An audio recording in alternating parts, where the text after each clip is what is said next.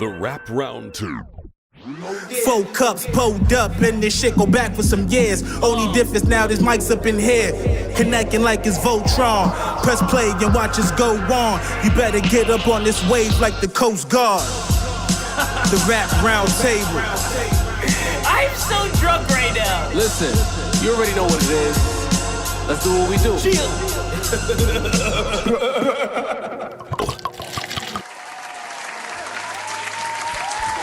Episode 100. Whew. Say it again. Talk about it. We've done this in studio thing 100 times. Circa 2019 February. What was just an idea, something to do, and maybe it could turn into something down the road, has reached a moment that, I wasn't sure if we'd get here because, podcasts just don't last. Yeah. You know what I mean? 13 episodes, wasn't it? Shit. Wasn't That's like the 13 average. episodes is usually what they Call it quits. So to get to this point. We've seen some come and go. Yeah. See quite a few. Oh, yeah. We did. Shit. Some almost gone before they came. Pause. Shit. That part. Oh man, y'all starting early. We lost a castmate along the way. We lost some collaborators along the way. Well, we locked in our full. We traded Harrison Barnes for KD essentially. Chips and the lore. The show itself definitely changed. The whole dynamic changed once we locked in the new fourth man. You know what I mean? It's almost like when Hogan joined the Outsiders. Is he the third man? And then once Hogan joined, our whole lives changed. You know what I mean? Mace was the missing link. Come on now, Mace dropped the leg drop, and the rest was history. You know what I mean? But 100, we. Triple digits. It's crazy. And along the way, we do our streams and we do this and that, but this is the bread and butter of the Rap Round Table. The reason you like the show is because of all these in studios you tune into when niggas is chopping it up, building, getting drunk, talk about it, slurring our words in the beginning. The reason we drink Casamigos so much is because of Jameson used to have us frost out of our minds. Dina used to get baked and drink Jameson and slump by the end of the episode. Faded. Man down. There was a lot of second hours where I was slurring all over the words during the mailbag, couldn't even read his shit. I lived halfway down. No funny, hand to God, there was one time I actually fell asleep for a split second while we was on the air. Because the James used to really beat niggas' asses, B. That's a fact, man. But we got here. Our lives have changed in totality from the first episode. Honestly, our whole lives have changed since this podcast started. Facts. Holy shit. That's a fact. But either way, shout out to the homie Lang. He helped us start this out. Yes. Salute. In the infancy. Without him, I don't know if we'd be here right now. You know what I mean? So we got to give Lang his credit. You know what I mean? Shout out to all the people who gave us motivation to bust your ass on a week in and week out basis. Yes. Because we need something to hate in order to make it. Go ahead, say. I know you about this. We need the competition. Of course. But I always like to tell the story because, we got new subscribers, new custies and whatever.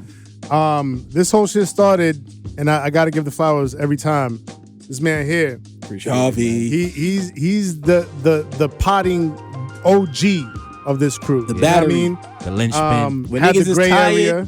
Job be like, wake up, niggas. Yeah, you know what I mean? It's time to go. But he had his pod, the gray area. Talk about you know what I mean? Classic. Had us on Deanie, myself, and the Lang. Lang. And that's where the Rap Round Table was born from. You know what I mean? Like, there was such a good reception, such a amazing reception to that episode that Job came to us and was like, yo, we should really do this. Like, make it official. You know what I mean? Word. And to me, it was like, all right, yeah, that sounds good. We'll do it at some point. And then literally about a month later, he's like, yo, I booked the studio. We going in. Episode 1, let's do this. I'm like, oh shit, we really doing this. Shit. We really doing this. We really doing it. You know what I mean? We did it. And the shit, and the idea, I ain't gonna front, because I was like, these niggas do not podcast. They coming all the way to Brooklyn from uptown to compile with your boy. This is not what they do. So I'm asking these niggas to now basically switch up their whole life routine. Once, I was like, we could do it once a month just to make it easy. You know what I mean? We can do it once a month. Yeah. You know what I'm saying? And from that once a month, it spawns into damn near 3 times a week. Now, that's just crazy to me, bro. You know what I mean? Shout out to the fans, man. And not only that, man, we see the real impact that we've made It's a fact. in the space, on the game. Plus, We've seen the inroads that we've made into the space. You know what I mean? Into the industry shit. Like, And they ain't new edition us, y'all. They ain't just find a bunch of niggas and put them together. You get what I'm saying? Like, we known each other for a long time before doing this pod. minute. Niggas been arguing for See years. niggas trying to manufacture that round table energy. You see it. I love y'all niggas, but Salute. y'all trying to replicate what cannot be replicated. Y'all don't got the X gene, okay? We got it. Y'all try it. Oh, listen, man. Our voice is out there. Our They got energy is out there. Compound V. Compound V. Our swag is out there. You know what I mean? We see Laws. it. We feel it out there. Energy. I mean, I always knew we had good opinions, but when niggas in the league is getting emotional about what we gotta say, Right. subbing us, sometimes they tag us and show love, sometimes they don't. Salute. Making real relationships with niggas in the league. Because like we could just be some niggas with a podcast, but it's like it's some niggas with more subs, more fans. But a lot of them niggas with more subs, more fans, don't get the consistent looks that we get. Talk about it. Because when we say, like, I don't know, maybe it's the New York in us. I don't know. Maybe. But we Could be. touch a Could nerve be. on this Apropos. podcast. Could be. Speaking of New Could York. be. People get upset. Might could. There's a certain person in a certain space who would watch our live show Monday, and then Tuesday on his show is regurgitating takes from our podcast. I remember that. Sid had to put me onto that shit. Line for line, ball for ball. Nasty work, man. They say the nigga look like him, but then it'd be like, you know, I'm like invitations get a little too far here. Crazy. I don't know. Carhartt first. What's me? Gray beard. Y'all gotta do the fucking the Spider-Man meme whenever that day comes. Pointing. No first person shooter. We don't want no smoke, Kendrick. But this is the Rap Roundtable episode 100. 100. Macito, Chamberlain. Deanie, to sit and nice. rap snob, your boy Yes, Jaw. yes. Let's put one up for episode sir. 100. Yeah, man. Hundo. Yeah. Nigga, we made it. Yeah. Ain't that Everybody some shit? watching right now, if you got your drink, pull one up. Pull up episode for that. 100. Big hundo. You know what I mean? Pull up. Y'all been, again, we wouldn't get here without them too. That's a fact. Because if one niggas was watching our shit, and we wouldn't be doing this. You notice that some niggas stop doing this shit because motherfuckers stop watching. I ain't gonna say no names. Right. When niggas ain't watching, they give you the motivation to continue. So pat yourselves on the back because without y'all, it wouldn't be us. That's a Yeah. fact. Even you, Max. Shit. Even the Love niggas that you, rush Max. us. Yeah, yeah. We love you, Max. Maxie. Max the whole. We love the haters. Shout out to everybody back October 2023 who tried to get us out of here. Yeah. Remember that? Smear Put us campaign. on. Island, bro. Shit. Where y'all at now, huh? Oh, Where your man. heroes at, huh? What you gonna say now? Huh? They was the Drake meme trying to push the button. Fuck nigga. Shit. They tried. Backfired like a motherfucker. All they did was free us up to do some of the best potting we ever did. Sorry, Ever. man. Yeah. You know what I mean? I run immediately after that. Thank you. Appreciate it, guys. You guys don't rap him. Suck my dick. I don't even talk like that. But to y'all niggas, Invite him to the Go Frank off, stand, dog. bro. Go because off. them niggas could suck my dick. Yeah. Because they be the first ones to reach out for a pound if he was to ever meet in public. But then go in a private, oh, fuck these guys. They're not real. Fuck out of here. Talk about it. With- New York bias. with- Part 3. Shit. Eh? You can find the Rap Trilogy. Roundtable on Apple Podcasts, Spotify, YouTube, Facebook, and of course, Instagram and Twitter. Yes, sir. The beat you hear in the background is brought to you by Sincere Beast. He makes beats. Holla at Holla me. at him, That's man. him. And Fresh fire. we gonna lock in, man. You know what I'm saying? As a matter of fact, let me get my drop. We are As always. tonight's entertainment. Yeah. So, New York Bias. We've been promoting New York Bias 3 for over a year. Yeah, we have. You know what I mean? We pushed it back because things changed and we had to go with the flow of that time last year. Right, sir. But there was no way 2024 was going to pass if we didn't get into New York Bias. It seems as though we have become like a punching bag for hip hop from our perspective. Niggas always find a way to blame New York for some shit, or if a New York nigga gets too loud, they try to find a way to pull us down. I don't know why that is. So consider rap style. Maybe you could put some perspective. Why does it seem like it's become on the lowest of keys, New York versus everybody? Because we're the best. And when you're the best, motherfuckers gonna hate. Talk about it. You know what I mean? They're gonna want to be like you. They can't be like you, so they gotta find the next best thing, which is to like talk shit about you, try to downplay you, try to pull you down. You know what I mean? Try to make it seem like you're not the king that you are.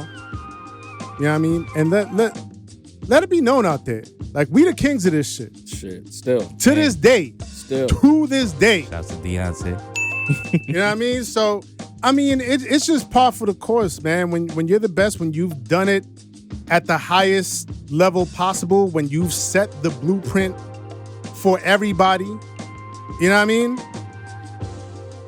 When they can't live up to the shit that we do, the groundwork that we laid, the blueprint that we put together, when they can't live up to it, they're gonna hate. That's all it is. Simple as that. Talk your shit, Sam. Masito, why do you think that is? That it seems like we have to constantly defend our city from outsiders. Listen, Joe, it's pretty simple to me, you know what I mean? Same reason Marlowe hated the Barksdales, you know what I mean? Same reason Christopher Columbus hated the Native Americans. When you first, you know what I mean? Everybody was upset that you're the first one to do it. We found the new land, you know what I mean? We're the ones who came here. We the ones who made something out of nothing. You know what I mean? I know it in 2024 it sounds crazy, you know what I mean, to imagine a world without rap, but imagine it, guys. Imagine what the larger community will be doing without rap. You know, I hate to equate entertainment to you know, social movement, but we got to be real here.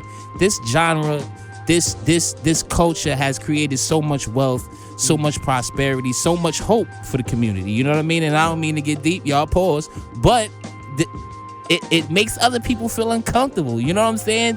To know that there's a big brother always around. You know what I mean? You know what I mean? You want to outdo your dad. You know what I'm saying? And it's like, I'm not trying to shit on him. You know what I mean? We created this. You want to outdo, you know what I mean? Your dad. You know what I mean?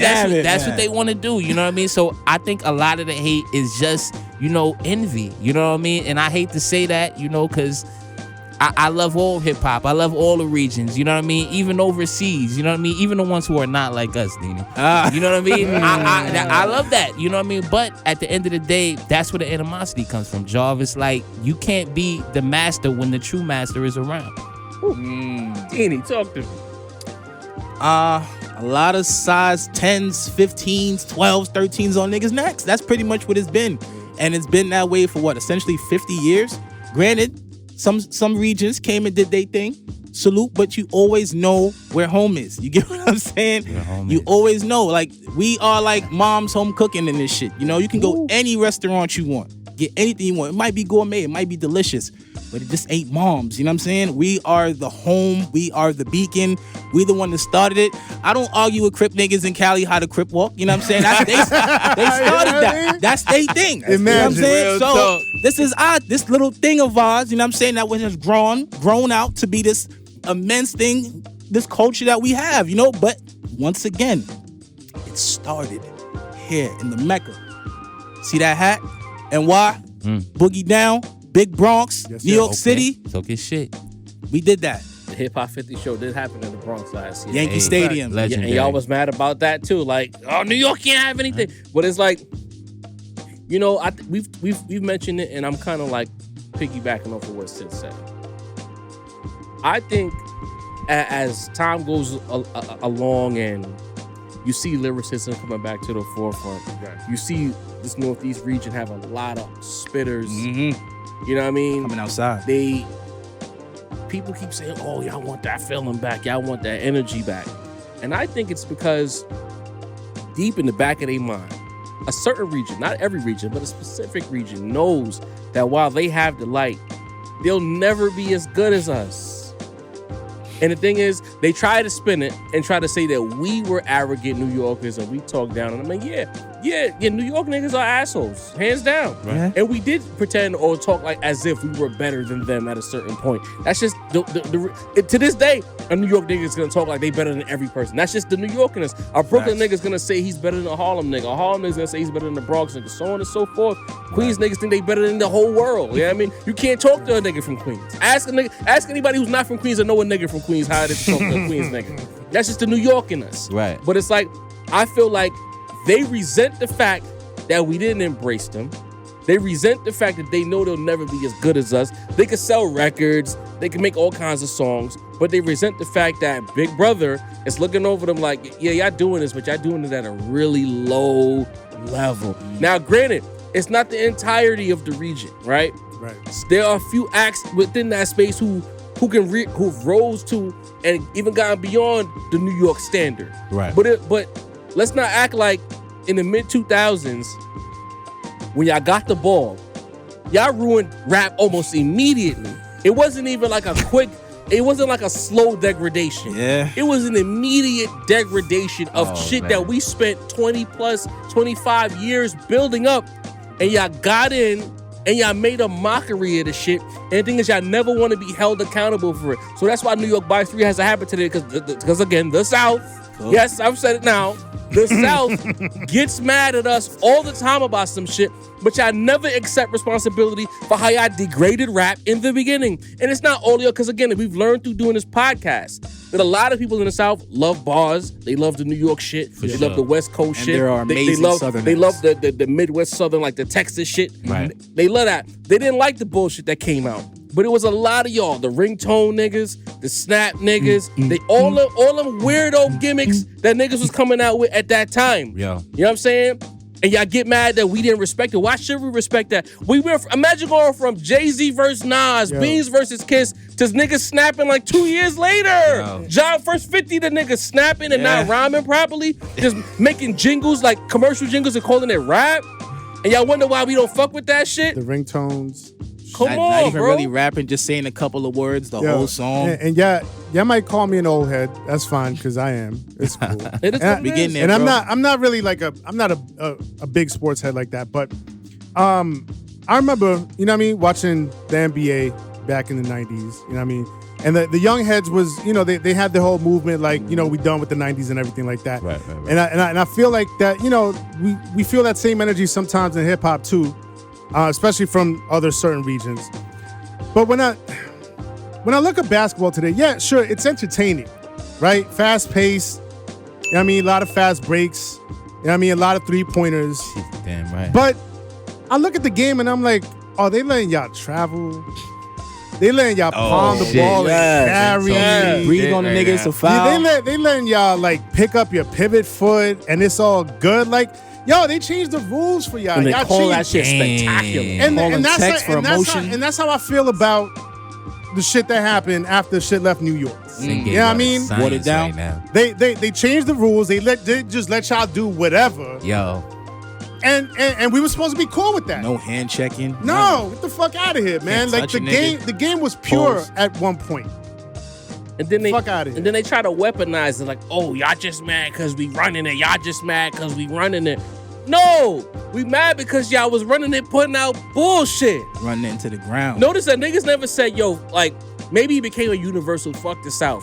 But if you ever had a real conversation with a nigga from New York during that time, they would break down to you why they don't mess with it. Because it's not, where's the lyricism? Where's the art? Why is everything being why you think Nas made the album Hip Hop Is Dead?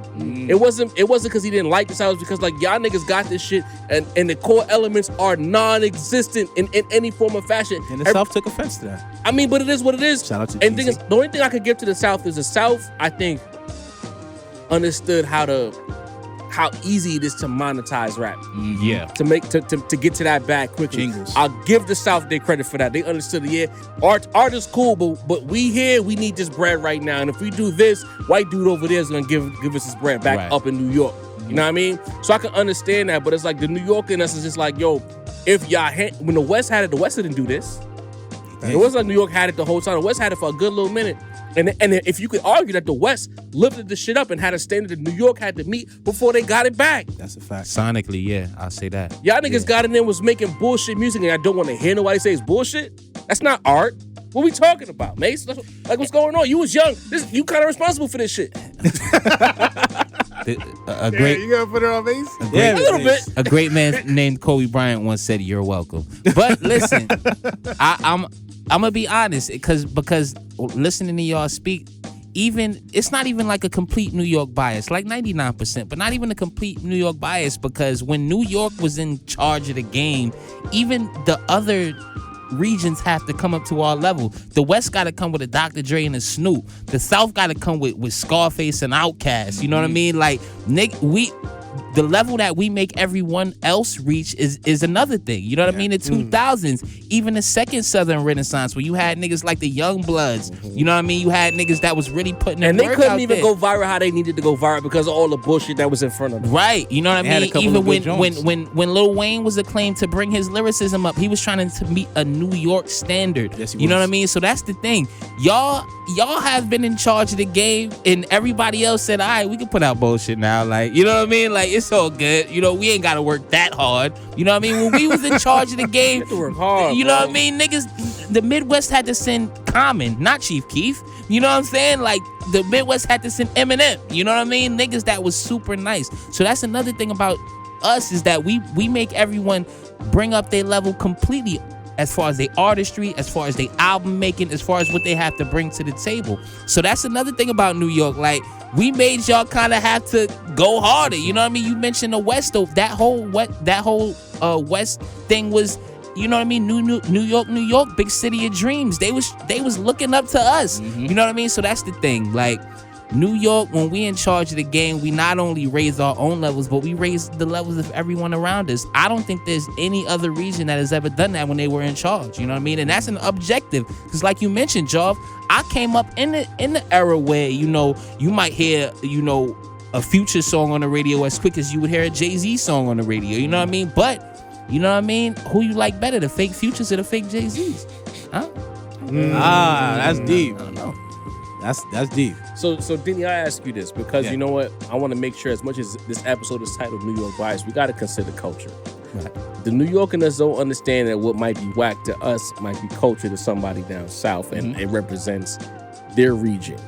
Do you think New Yorkers need to do the knowledge a little bit better to understand why some Southern music sounds the way it sounds? Do I think people need to do the knowledge? No, I think basically we were the music that was epitome through struggle. You get what I'm saying? Everything that happened through us through all that time was pretty much given to you in the music from the, you know, late 70s, The Bronx 80s, fires, the you know what I'm fires saying? in the Bronx, That was the all, crack era. That was all I see what you're transitioned saying. down. But like anything else, bro, like anything that gets too serious will need to kind of lighten up a little bit. You get what I'm saying? And I think that's what the South did, even if it was kind of detrimental. I think they made things to kind of lighten things up. We want people to party, want people to relax. These were Party like album, niggas was really thinking hard, like to digest some like Nas bars. Like some niggas had to bring out a dictionary. Some niggas, you know, they had to really think and really don't do that, Sin. You know, especially It's a if you're thing. coming That's from, the thing. especially if you're coming That's a from them problem. It is. I'm sorry. It is. Hold on. It is. Hold on. You just made a great point. So I throw the question to both Sin and Dini. Do New York niggas take this rap shit too seriously? Is it our fault that we are the way No. we are? Yeah, No. we do. We do. Too seriously? Too seriously. We Talk to do. me. No, man. I think when guys. What's that? What's that, brother? What's that, When brother? guys we take try- it seriously because it's serious. It's serious It to us. is. At least. It is. It is. I think everyone who makes their music in some form is in some shape or form seriousness, because you are. Well, I think that's why we resented the South, because we felt like they weren't taking anything seriously and were just trying to get a bag. But carry on with your. I just think they were the kind of the yin to the yang. You get what I'm saying? Like we were school. They were recess. You get what I'm saying? Like I know it sounds bad when you say it like that, but like that's essentially what it was. That's You know what I'm metaphor. saying? Like even our most laid back rappers, bro, still had you like really thinking. You get what I'm saying? I feel like when the South kind of came in, you kind of didn't really have to think about shit no more. You kind of just popped your bottle. You let the music do what the music do. We didn't really do that in I New think York. they spoke to their struggle by way of trying to have fun to evade There the you go. struggle. Okay. You know what I'm saying? Like where we were just talking about real shit, self-destruction. You know, for them, that's that's them get like the way Kendrick brought his city together like that. Maybe that's the way they bring their city together. Events, you know, like the South is big for parties, So- pop outs. So That's you're an interesting way of saying thinking about it, you're saying that their music it appealed to the basest nature It was vacation music, of bro. people. You go to work every day. You live your life every day. When you got back in your house, you could go on vacation for a little while. Listen to Like an some, escape. yeah. Listen to some whoever from the South. There was, I mean, That's there cool. was Look, East, look. there was East All Coast right. artists like that too. There's Look, as Southern, as Western somebody that artists was like that. somebody that was in the club heavy in the early to mid 2000s. Mm-hmm. That's all good and cool, and it all has its place. You know what I mean? But it can't be vacation 24/7. It can't be.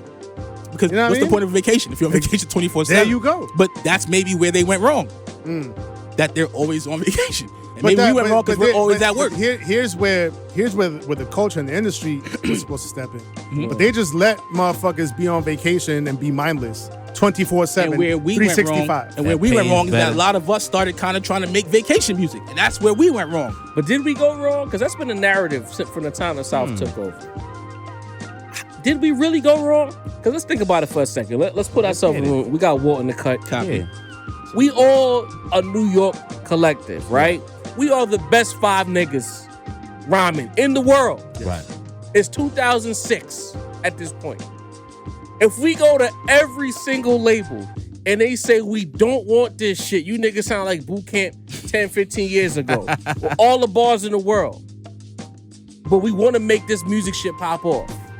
If the only way to make this music shit pop off is to make some southern sounding shit, weren't New York niggas kind of forced into that situation? Especially when who was signing the nice New York niggas at that time? Especially when you're busting your ass to produce this immense product, and then you look across the road and someone just flinging something at you and it's flying off the shelf. You see Soulja Boy along the way. You know what I'm saying? You know what I mean? Across the way. And that shit blew up. They keep saying, oh, New York niggas don't got no sound. New York niggas don't got... They love that rhetoric. But it be like, when we tried our shit, everybody told us no. So what the fuck we supposed to do? Right.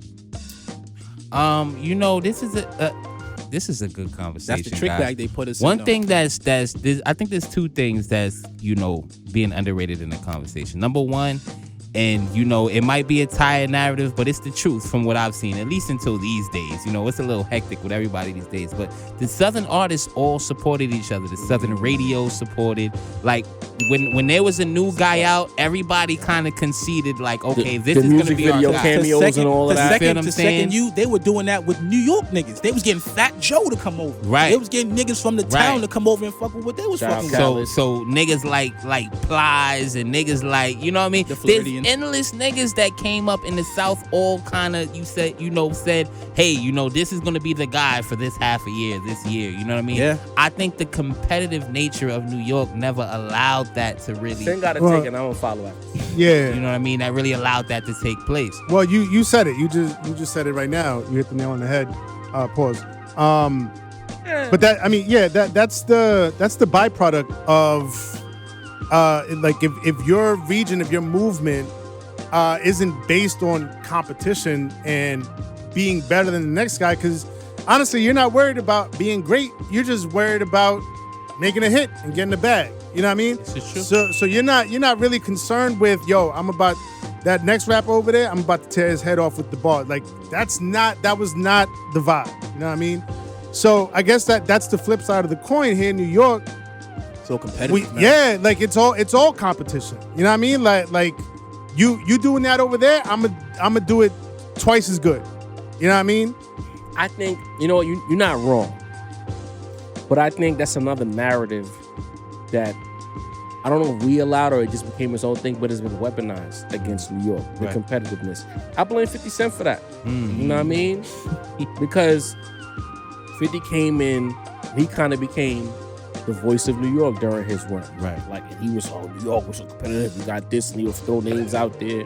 And coming off the heels of what happened with Nas and Jay, the outside world was led to believe that all New York niggas, like, if I'm sitting next to Sin, I want to be better than Sin. Sin wants to be better than Deanie. Deanie wants to be better than Mase. Mase wants to be better than Wall. Mase don't even know how to be an engineer. How he gonna be better than Wall? You know what I mean? It's like, that's what they allowed people to believe, bro. Right. And it's like, that's not necessarily true. Like, New Yorkers are competitive.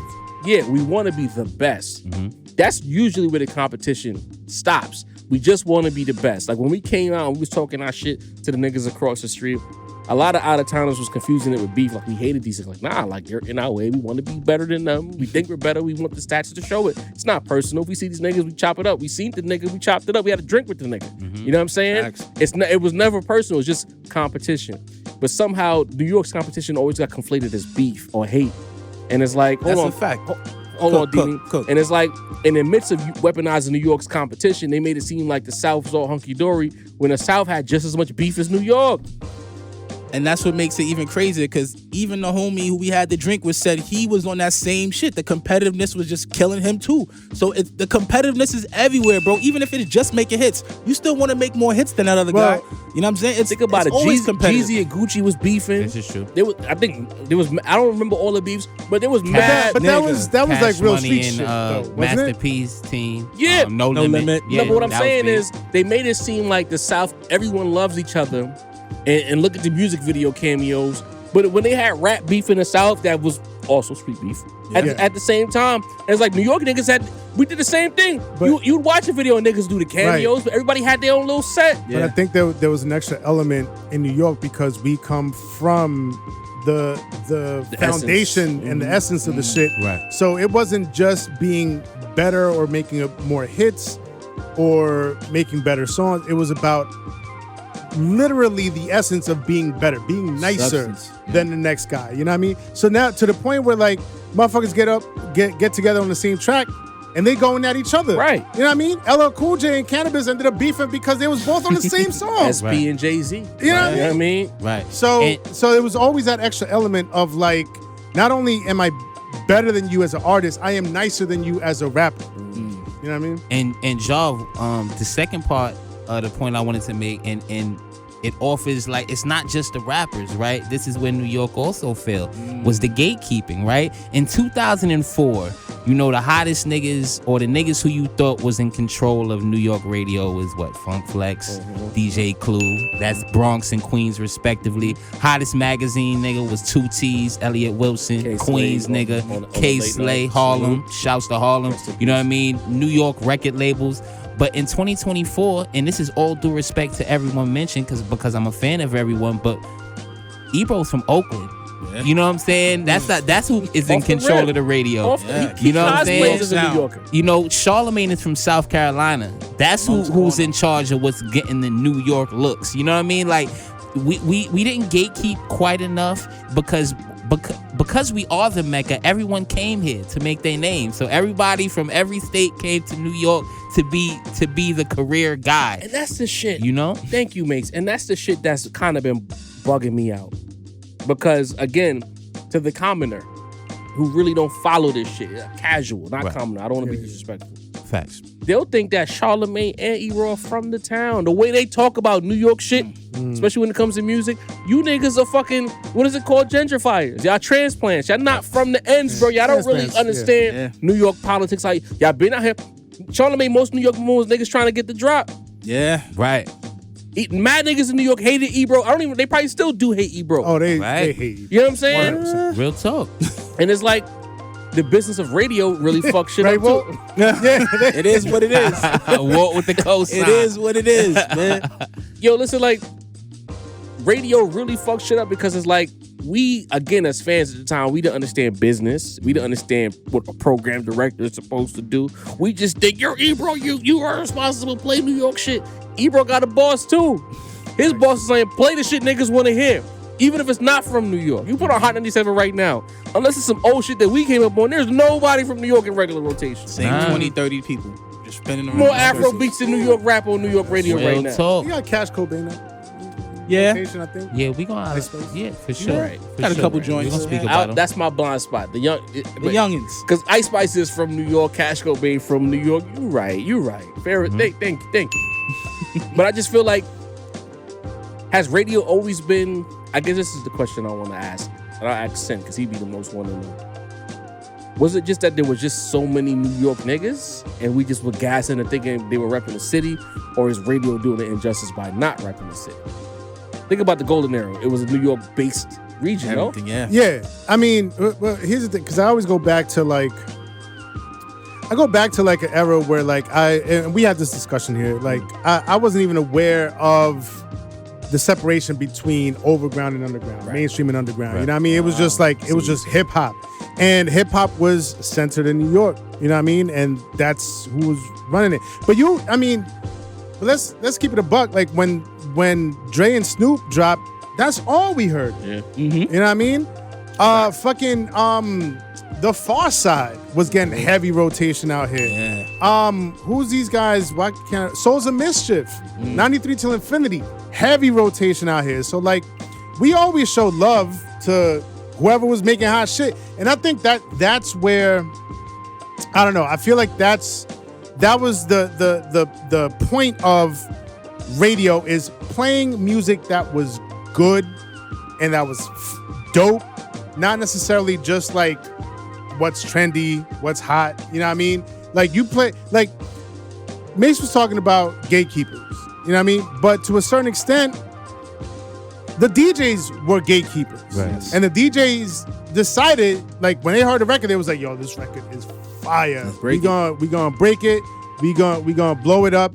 And then the next thing you know, like, you know what I mean? It's getting heavy rotation. So like, I always feel like the whole gatekeeper thing, it's two sides to that coin. You know what I mean? Because like the DJ, again, is the essence of hip hop. And back in the day, back when I was coming up, the DJs were the ones that broke the records. You know what I mean? There was gatekeeping. If we use 2024 terms to describe it, they was the gatekeepers back then. You know what I mean? But that wasn't necessarily a bad thing. They was the ones that was embedded in the culture. Right. They was the ones that knew best. Music. Now everybody want to get paid to play a record. But that's what it is. Payola kind of fucked the whole thing. Right.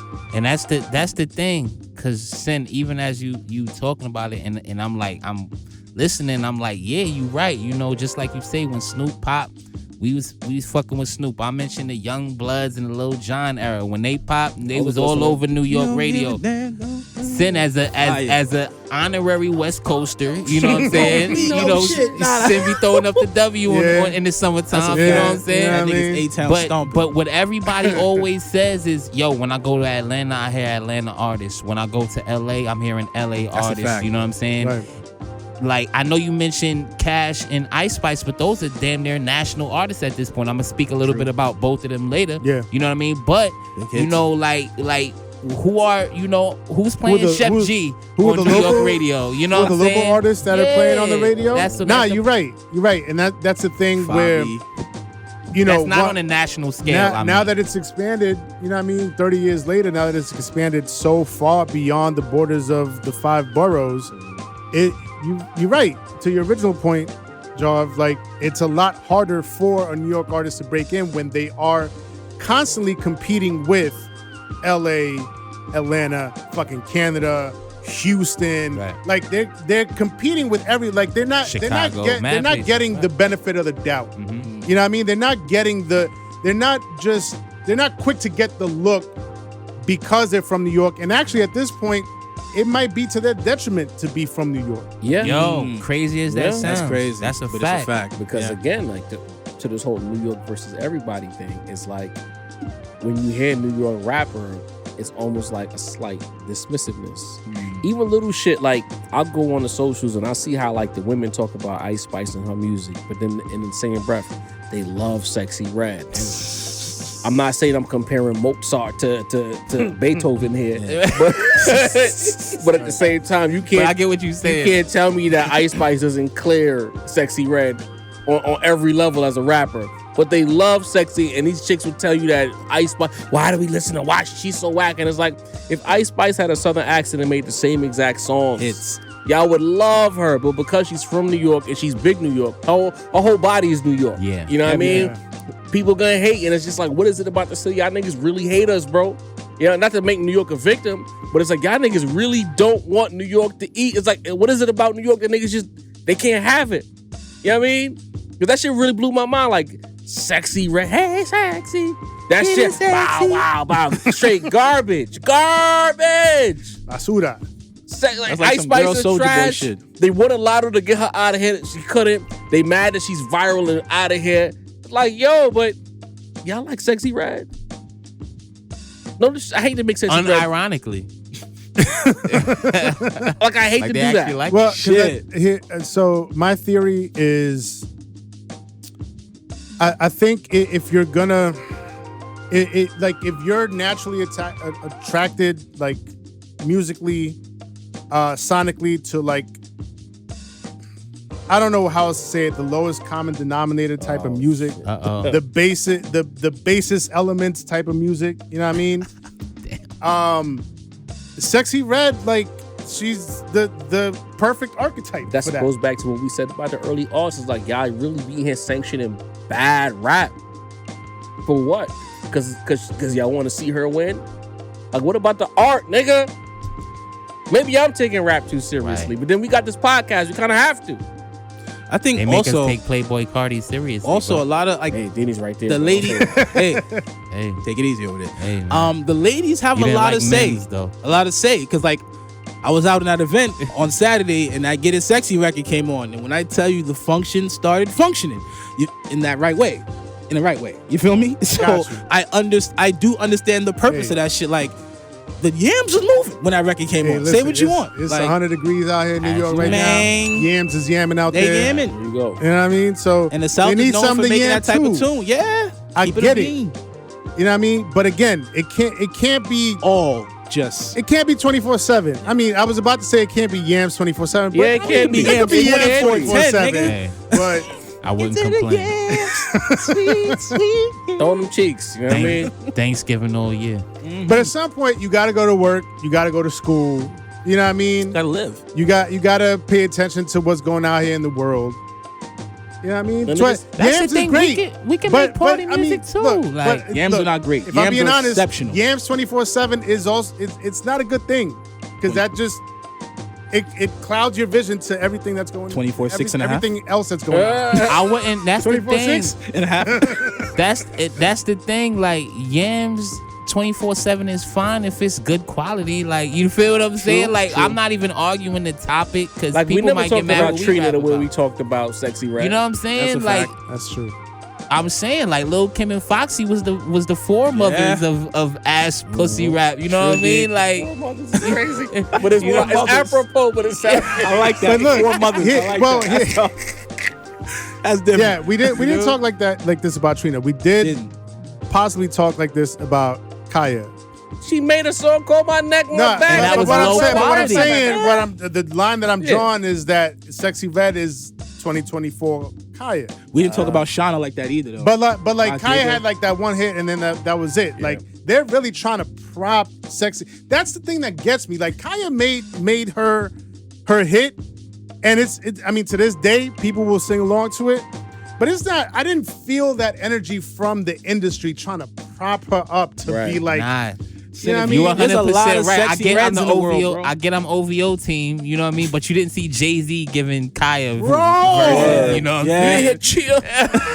My neck, my back. With my neck, my You know back, what I'm even. saying? Like, it didn't Let happen. me clap yo. those cheeks in my Yankee cap. my neck, my Yo. back.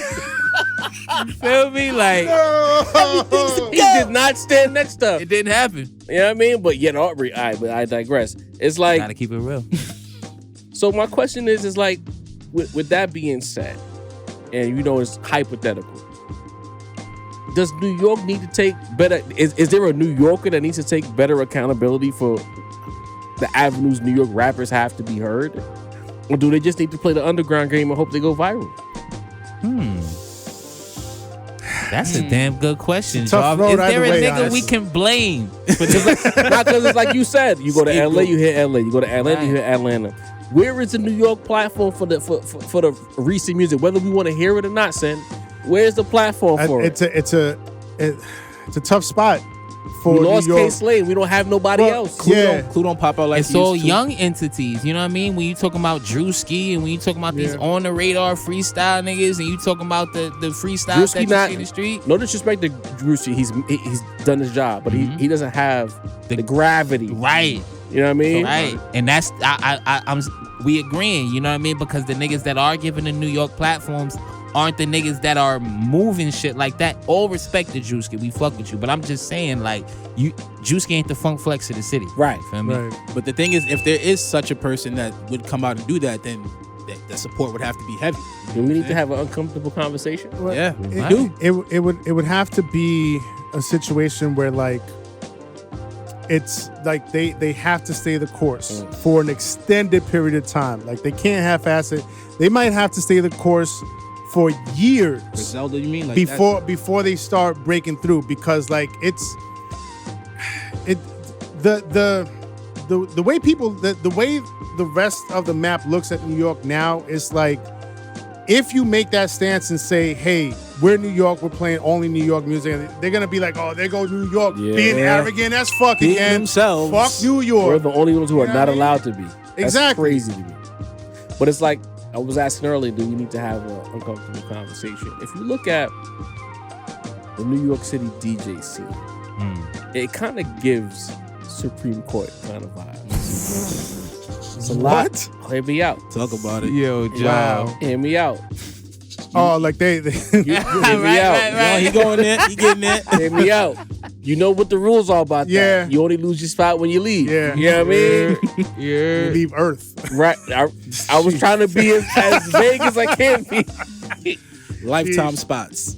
You have your Funk Flexes. Right. You have your Enuffs. You have your Ebros on the non-DJ side.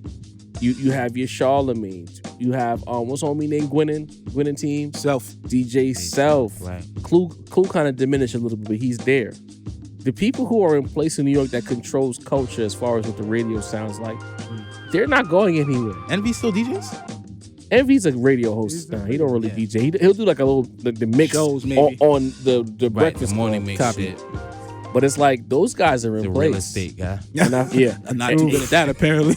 And I forgot feel like about that. Sheesh. the only way New York can really Word. have control is if those guys who are in position, who've been locked into their positions for decades at this point, are moved out the way. Look how long, as an example, like for people who are really from New York around a certain age, DJ Young Chow been around, and he's been a poppin' DJ since I was in high school. Bruh, for I real. thought Chow would have took over from Bobby Connors and Java. Yeah. Get these guys 20, 30, they yo, Still. they still have their slot, and it's like, to me, Flex Hip- been on for like 30 Salute to years. Chow. Right. Chow still I going was crazy a out kid here. listening to a 30 lot of years, these bro. niggas. I thought that part of, being a DJ, and understanding culture is being really living it.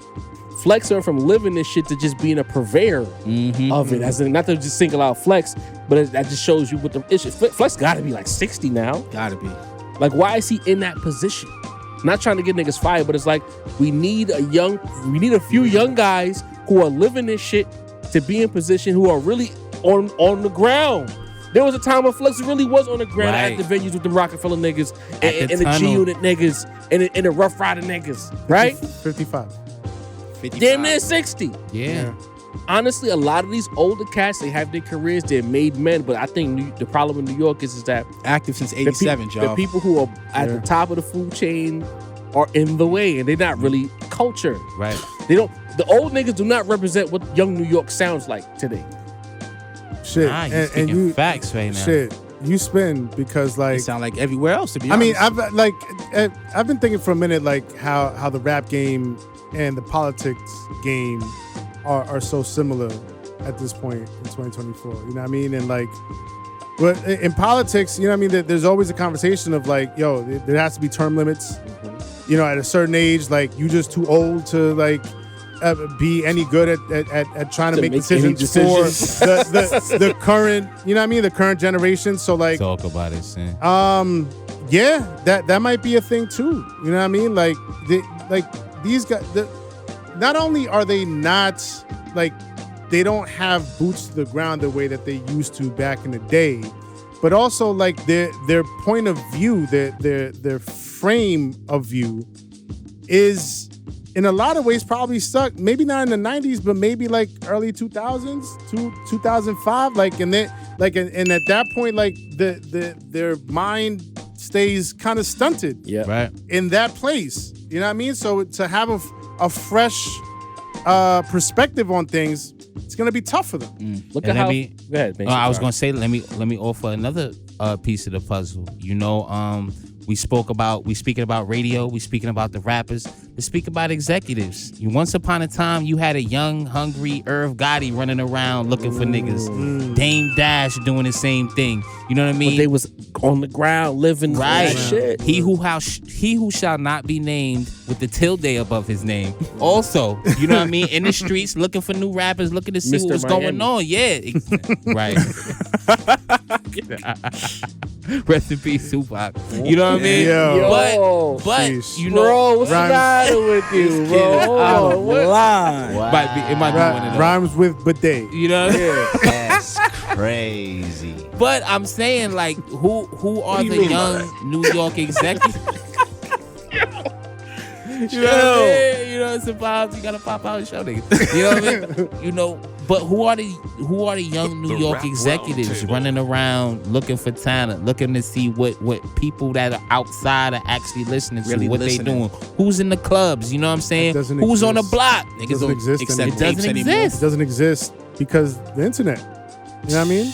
You used to have people, like when I was in my 20s, and when rap still kind of made a little bit of sense to me. You had people who were just like culture curators who knew people, dot connectors, who got people in position to be in certain rooms. And it's like, do these young kids do that? Is there a dot connector for this era, or do you just have to hope that the internets you into position? Everything is You a expedited. Pusha T guy, you know what I mean? Shouts to Stephen Victor. He went out and found Pop Smoke. He's one of the few guys in the industry that's really on the streets, that's out here listening. You know what I mean? Yeah, it's really just nah, you good. It's really just internet. It's really just the A&R. No one's making you anymore. You get what I'm saying? No one's building you up. It's pretty much you have to have your own foundation, right, and we'll just capitalize on the foundation you already built. We're not going in there and starting from ground zero no more. We're not taking time. We're not showing you the aesthetics of how to do this shit properly. There's not coaching anymore. It's just you gotta already know how to play the game, and we'll just put you in the game, kind of. You know, there's no OGing. There's none at all. The Rap Round That's a fact. You know, I hate to sound like geriatric guy here, but you know, sometimes I sit down and I think to myself about everything in the entertainment medium, not just rap, just overall, even sports. And I say to myself, as much as the internet helps us as a brand and in life, I feel like the internet in a lot of ways was the worst thing that happened. So true. Especially the social media aspect, because with everything in front of you, so say the Rap Snob was a label exec, Dini the Balance goes crazy on TikTok. On a Tuesday at like 9:50 in the morning, it gets across and says desk. He sees Dini viral with like 1 billion spins or however TikTok works.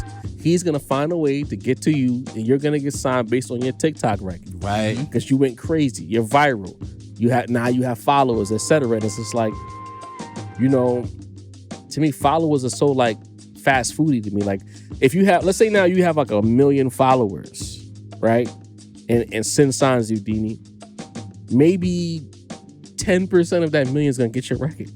So what good are those followers? They get you the deal, but you're not really. It's not real humans. It's not real love and adulation that's gonna get you there. Real you know money, what I mean? real pop outs, right? Real purchases, right? You know? Like, shout out to Meg. We see all the underground niggas when we go to these shows. Yeah, the internet helps them, but they have real humans. They connected on a certain level to where they could go city to city. People are gonna pop out. They're gonna buy the merch. I feel like the internet just creates these veils of fraudulence to where people seem like they're stars, but then when they go out in the real world, nobody knows who they are. They can go to Publix. They can go to Key Food. just naming shit just for different regions, and nobody will stop them. Maybe one kid might know who they are in that whole situation. It's, you know what I mean? It's just like back in our day, if you was a poppin' rapper and you went crazy, you couldn't go nowhere. The world knew you, right? That's before the internet, right? The internet just there's such a falseness about it, like the Matrix. I keep saying on Twitter now, like reset the Matrix, because it's like nothing. Like I'm over it now. Like we need a new like update, because this version is trash, bro. Software update, real shit. Simulation needs real shit, y'all. New version. But like speaking about New York narratives, we kind of touched on it earlier. You know, like when Mase come to you with this as far as like the music, the sound of New York. People always, New York niggas, they just making drill, this and that. And it's like they just dismiss it as, they took it from Chicago. Why do people like negate what's happening in New York? They don't like, they just think New York niggas just woke up one day and said we're gonna rap like from Chicago. Do they not understand what's happening in New York to why the music sounds the way it sounds? It's not that they don't understand it, y'all. It's that they just kind of unwilling to accept it, right? Because you're right. People say that, you know, New York got a whole other sound. They talk about the drill, which, you know, although you can say topically is the same, and I guess, you know, if you really want to get into it, the whole gang versus gang type of vibe of it. But sonically, it's not an offshoot of Chicago drill at all. Nah. You know what I mean? The way they rap, stylistically, the flow, the delivery, the bars, it's not the way, you know, King Louis it and started Chief that way, but then it became something else entirely. Right, you know what I mean? And the only one you can really kind of trace to that is G Herbo. If you want to be honest, Jov, like, although New York niggas love it, New York niggas aren't rhyming like Lil Durk. They're not rhyming like King Von. They're not rhyming like Chief Keef. You know what I mean? There was a certain dexterity to the New York rappers, even if they were imitating topically. And it's kind of crazy to act like drill rap is not just, you know, Chicago's version of gangster rap from the West Coast. You know what I mean? That's the thing. Everything has a birth. It all traces back to New York, if you want to be honest. And I get we being biased, but I'm being honest here. You know what I mean? Like being Chicago, that's a new phrase. Being honest, right? Bias and honest. Bias and honest. You know what I mean? Sometimes the Venn diagram has both. You know what I mean? But Chicago wasn't doing anything super original. I get it. Young Chop sonically was different. You know what I mean? They were kind of rapping a little bit like how the Atlanta late 2000s niggas was rapping. It was an amalgamation. The same thing that we're doing, an amalgamation of different styles. You know what I mean? You got London influence. You want to say Chicago influence. There's still, when you listen to the young niggas rap, there's still certain punches in there and still certain type of lyricism in there that you can tell this is a New York kid. Thank you, Mase, because people always say, "Oh, New York, they just biting." I'm sorry, but the bars, when you listen to the lyrics, that like of all the gangster rapping, drill rapping, the most dexterous form of it lyrically comes from New York. The bars are still there. I was gonna say you can immediately pinpoint a New York drill rapper. You can, versus a Chicago drill rapper or any other region. Immediately. Like, it's recognizable. That's why I defend Ice Spice low key, because it's like when you listen to her, niggas love hating her. But like, she not Hey, AB. girl. She's not No, I'm like sorry. No, what she's is it too called young. again? Like them preschool books. It ain't them. She elementary. She not elementary. She barring not you up. Katie Got Bands. Shout to Chicago. But you know what I'm saying? That's not what the way she's rapping. She's rapping like a New York rapper. Yeah, you she know is. What I'm saying? She is. She can rap. I've never said it before this episode. I'm saying it right now. Ice Spice can rap. She just. I'm sorry. I mean, if homie's gonna come for you. I don't care. Because they're gonna hear that and automatically compared to females like He said she can rap. Level. He didn't say she can't write. Shouts to her ghostwriter. You know what I'm saying? But how do you know she's not rapping? You don't know that she's not right. We don't know that, but I'm just saying, just in case the people pop out. you go. They don't believe no female rappers write their own bars. Because it's like the You know what first I mean? thing. I don't think Chauvinist. Yeah. think I'm a shit as the fart. I don't think it's too. I think it's nobody racked their brain. But proceed. Nah, but it's like the first thing niggas say. Lil when Wayne young got New awards York for is that, man. Facts. It's like, oh, they not original, they not this and that. And I'm like, do y'all listen to New York drill? Did y'all have a 5E in y'all city? Did y'all have a pop in y'all city? What we talking about here? You know what I'm saying? Pop Smoke don't shine like FBG Duck. You know what I'm saying? Like, I rap Peter Pop, man. God damn. Every time he comes up, And there was so many of them Yeah, Chicago Rob. drill niggas too. it makes me Lil sad. Reese. Man. I fuck with Chicago drill, but I never heard New York drill, and I'm a fan of both, honestly. You know what I'm R.I.P. saying? was it Fredo Y'all done Santana? seen my rap Apple Music and King Von Yeah, them yeah. been in Everywhere. there. You know what I'm saying? Like, I Everywhere. fuck with Chicago drill. New York drill, other than topically, other than this is gang versus gang, it's not a bite from Chicago not. drill, bro, at all. You know what I mean? And if you really want to go there, I'm gonna say it again. That's West Coast gangster rap started that shit. You know? Which was called reality rap, which started in Mm-hmm. New York. Dini the Balance. Yes, sir. Rap. There's a narrative that is true as far as New Yorkers really lean on lyricism. We love the bars. We love the underground shit. Is it a negative that we love the bars, or should people, word to sin, be more willing to exercise their brain cells and lean into some shit that's not loosely party music? Good question, Joe. I think it's good to open your mind and absorb some music that was actually gonna make your brain function. You know, I think it's good for you. And besides, the shit that's the most lyrical is often more times going to be the most substantial, the most fulfilling music that you're going to get out of the pack anyway. So I think Bob Dylan. so I think it's very important to do that. But it's still important to, like, not every lyricist has to like soliloquy me to death. You get what I'm saying? And not every party rapper has to fucking bullshit. lyric me to death. You know what I'm saying? Or party me to death. It's finding a balance, salute to myself. it's finding that right Word. balance in between. Because I feel like you still can get both. Like DMX gave us the streets, he still gave us party hits, still gave us introspective joints. Rest in peace, Nigga was a X. pastor on the record. Like it was just so many different layers of music he gave you with the lyricism, with the energy, with the raw talent. I feel like you can do that too. Like you don't have to be put in a box. You get what I'm saying? There's so many ways, and we talked about this. The way the word lyricism gets thrown. Lyricism is almost like saying nerd in hip hop. Oh, It is. shit. It is. When you say, yo, he's Speak nice, on yeah, it, that D. nigga's a lyricist. Most people, Pussies dry up immediately. you know what I'm right? saying? Like, it takes it. You have to want that. You get what I'm saying? And New Yorkers genuinely want that. When they hear lyrics, they see the nigga flicking his nose. Because you start instantly thinking, like, when you hear lyricism, like Talib Kweli pops in, Mos Def, Black Thought, like, See, dry vagina. you know what I hear soul niggas, You see you know what I'm glasses saying? with the tape in Soul the niggas, middle. Common, You see the Lupe, pocket protector. you know, I mean, like, Can't- the backpackers, I mean- essentially, the deep rappers. And that's great, and I love that. But I also love a little bit of the turn up shit, too. You got to find a balance, man. All right, Sincere, this one is for you. Copy. There's been this thing recently with Griselda. Uh-huh. You know, they came up, they got a lot of cosigns from New York City legends, right? The out-of-towners will say, oh, like, yeah, Griselda's popping, but they're not even from the city, right? But if the Griselda acts themselves, seek out the co-signing of New York City, aren't we right to claim them as ours anyway if they want that co-sign? Listen, New York is New York. New York is New York.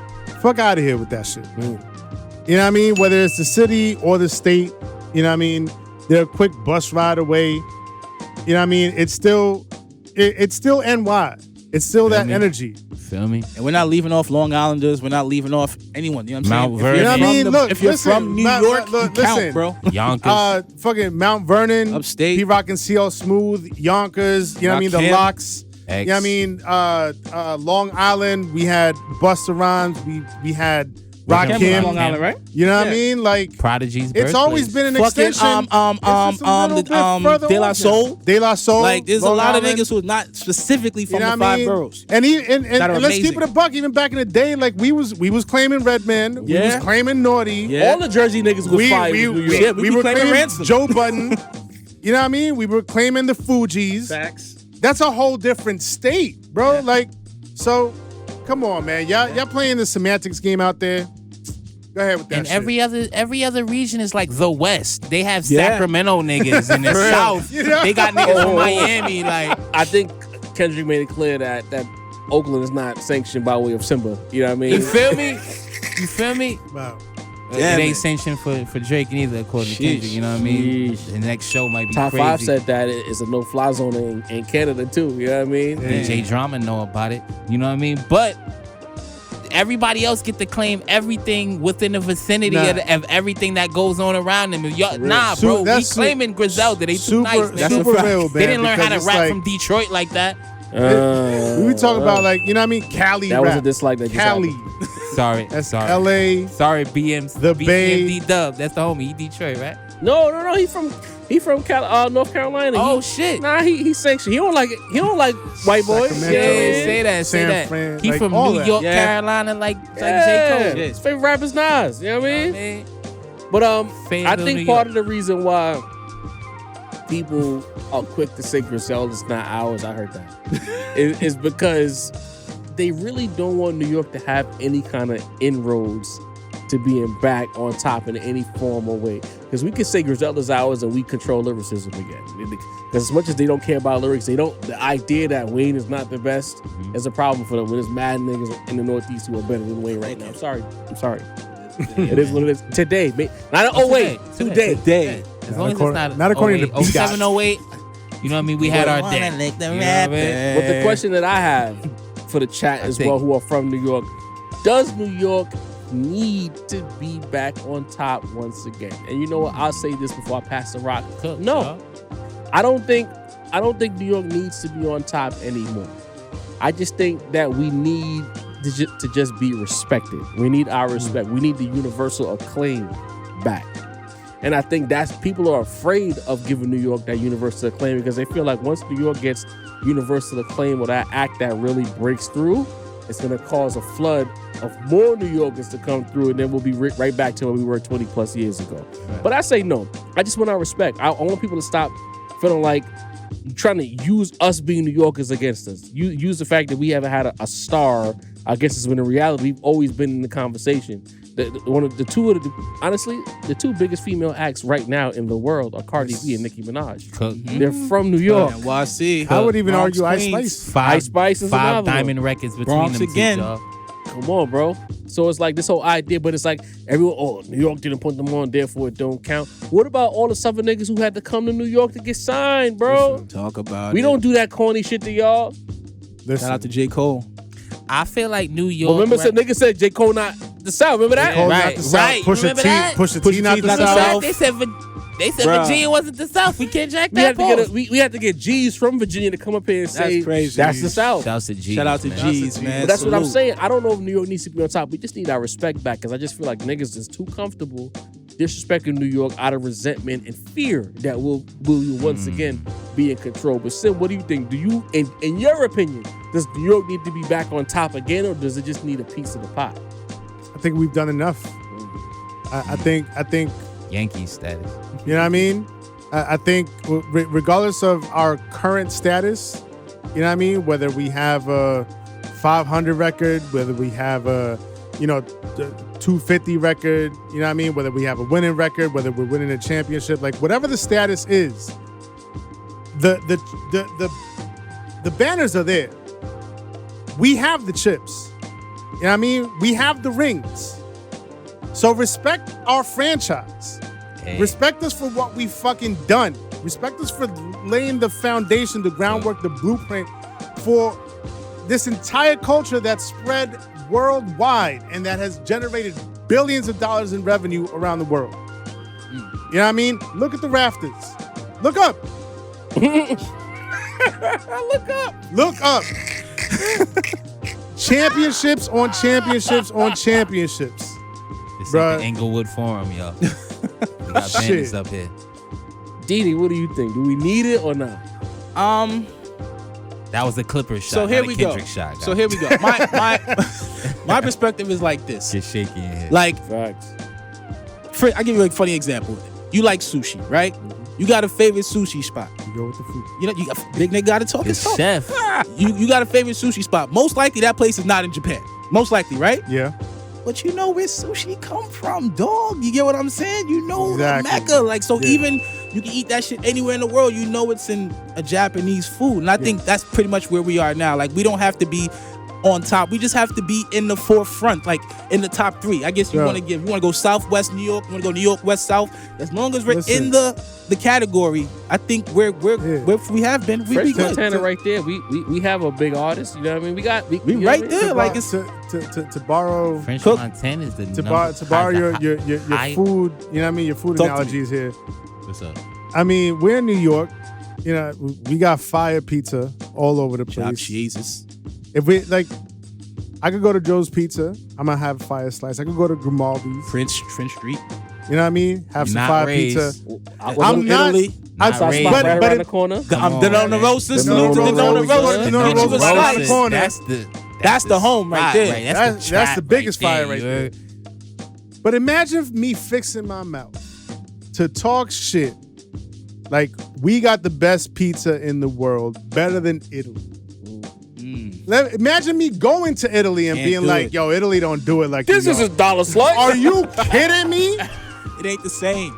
Are you kidding me? Like, we know where pizza comes from. It's different. Imagine me fixing my mouth to be I'm like, talking about pasta in Italy. And man. yo, to talk to This is talk a face to Ronzoni. face with an Italian straight from the boot, straight from the boot country. you know what I'm saying? bro. You know what I mean? And being like, nah, your pizza's alright. That's crazy. It's not our shit, but it's like, bro, Come home, man. Mace, you had a the French, best is the best.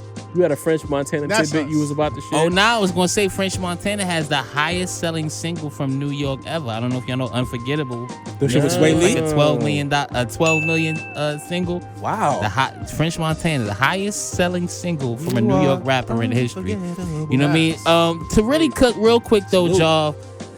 When niggas speak about New York, it's like how they speak about the mob. You know what I mean? The mob is dead. You know what I mean? It's not real. You know what I mean? They're done. But you know, if you know, you know. You know what I mean? You look into the unions. You know the mob got that shit in stranglehold. You look at sanitation. Allegedly they got it on stranglehold. You know what I mean? You look at the construction sites. Allegedly they have it under control, and that's what New York is.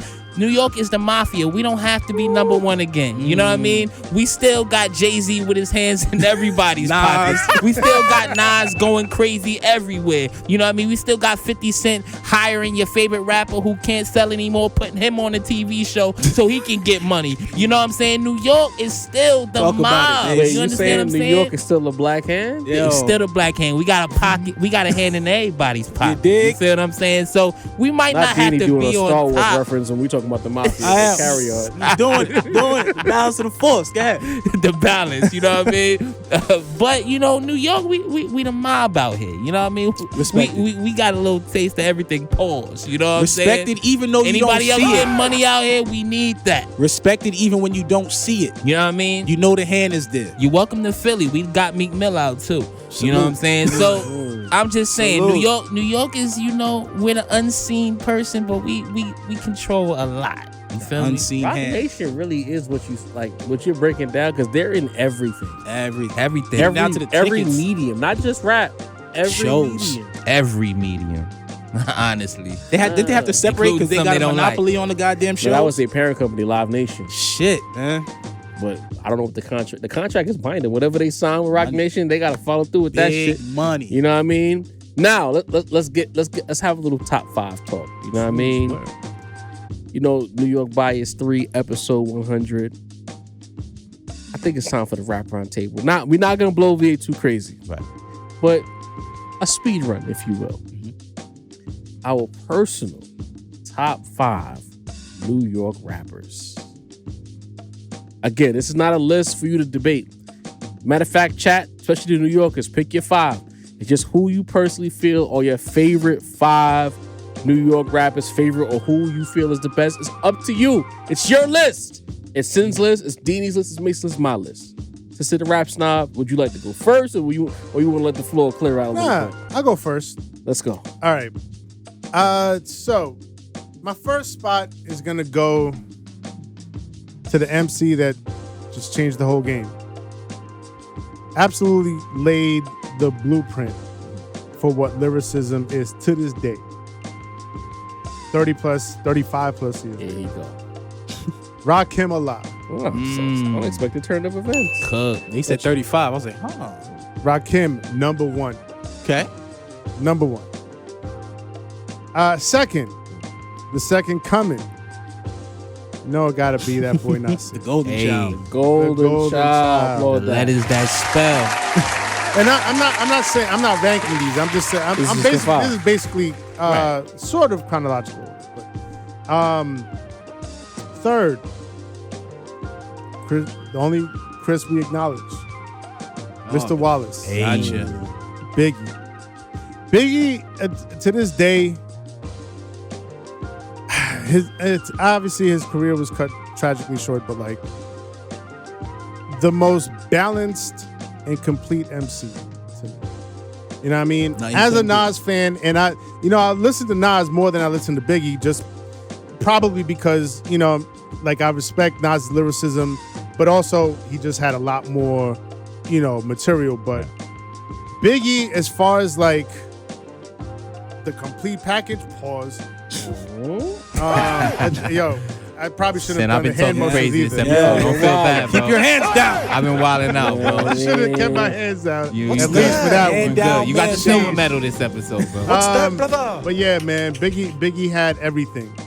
I mean, fourth, gotta give it up to the boy Hove. I'm surprised. The jigger. Got The to. jigger man. You feel me? Got to, man. Like, come on. Reasonable Doubt, Hard Knock Life, The Blueprint, The Black Up. Shit. It's a lot, man. It's a lot. In my number 5 spot, gotta go with Ghostface Killer. Ooh, your namesake. Gotta rep the island, Staten Island, goodies. even though like you wouldn't Ghost catch me deep. dead out there for any reason whatsoever. This might be the first Staten Island mention. We apologize, guys. You know what I For mean? all But episode. that boy Ghostface from Iron Man, Supreme Clientele, Pretty Tony album, fucking Fish Scale. Flawless discography. Discography go crazy. You know what I mean? Lyricism, stories, painted pictures, like Influence. influence, the slang, the Wally, like everything, man. The presence, the fucking eagle on his arm, like could say he's- the robes, he's the like mask. Lamping like the Bro. gray and black Pumas on my man's rack, bro. Listen, He's man. almost like the prototypical New York MC. Yo. His own Within lingo, the last man. year, I've seen a video of Cameron saying Ghostface is my favorite rapper. I've seen a video of Nas saying Ghostface is my favorite rapper. Sin, you on point with that one, brother. Listen, man. And honorable mentions, you know what I mean? KRS got to be in that conversation. G-Rap, Pun, P. It's like 50 you know what I mean? niggas, But man.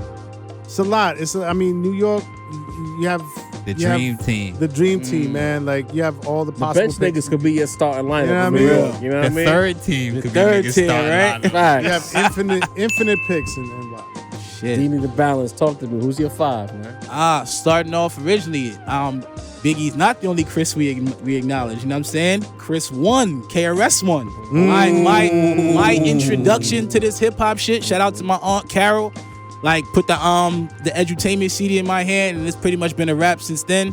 Like I know he's not doing what he's doing now, obviously, but the teacher, you can't take away what he did. He set the tone, had Queens in shambles. Shout out to the whole Bronx. Epic shit. I'm going with P.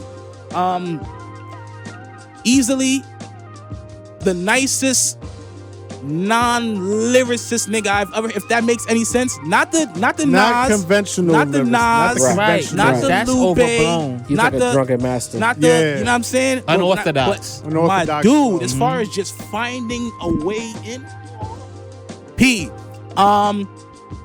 Biggie, no question. There wasn't anything he couldn't do. Like, you wanted a street record, he had you. You wanted a pop record, not pop, but a party record, he had you. Club anthem, he had you. You wanted the real shit, he had you. Just epic on all fronts. Hove.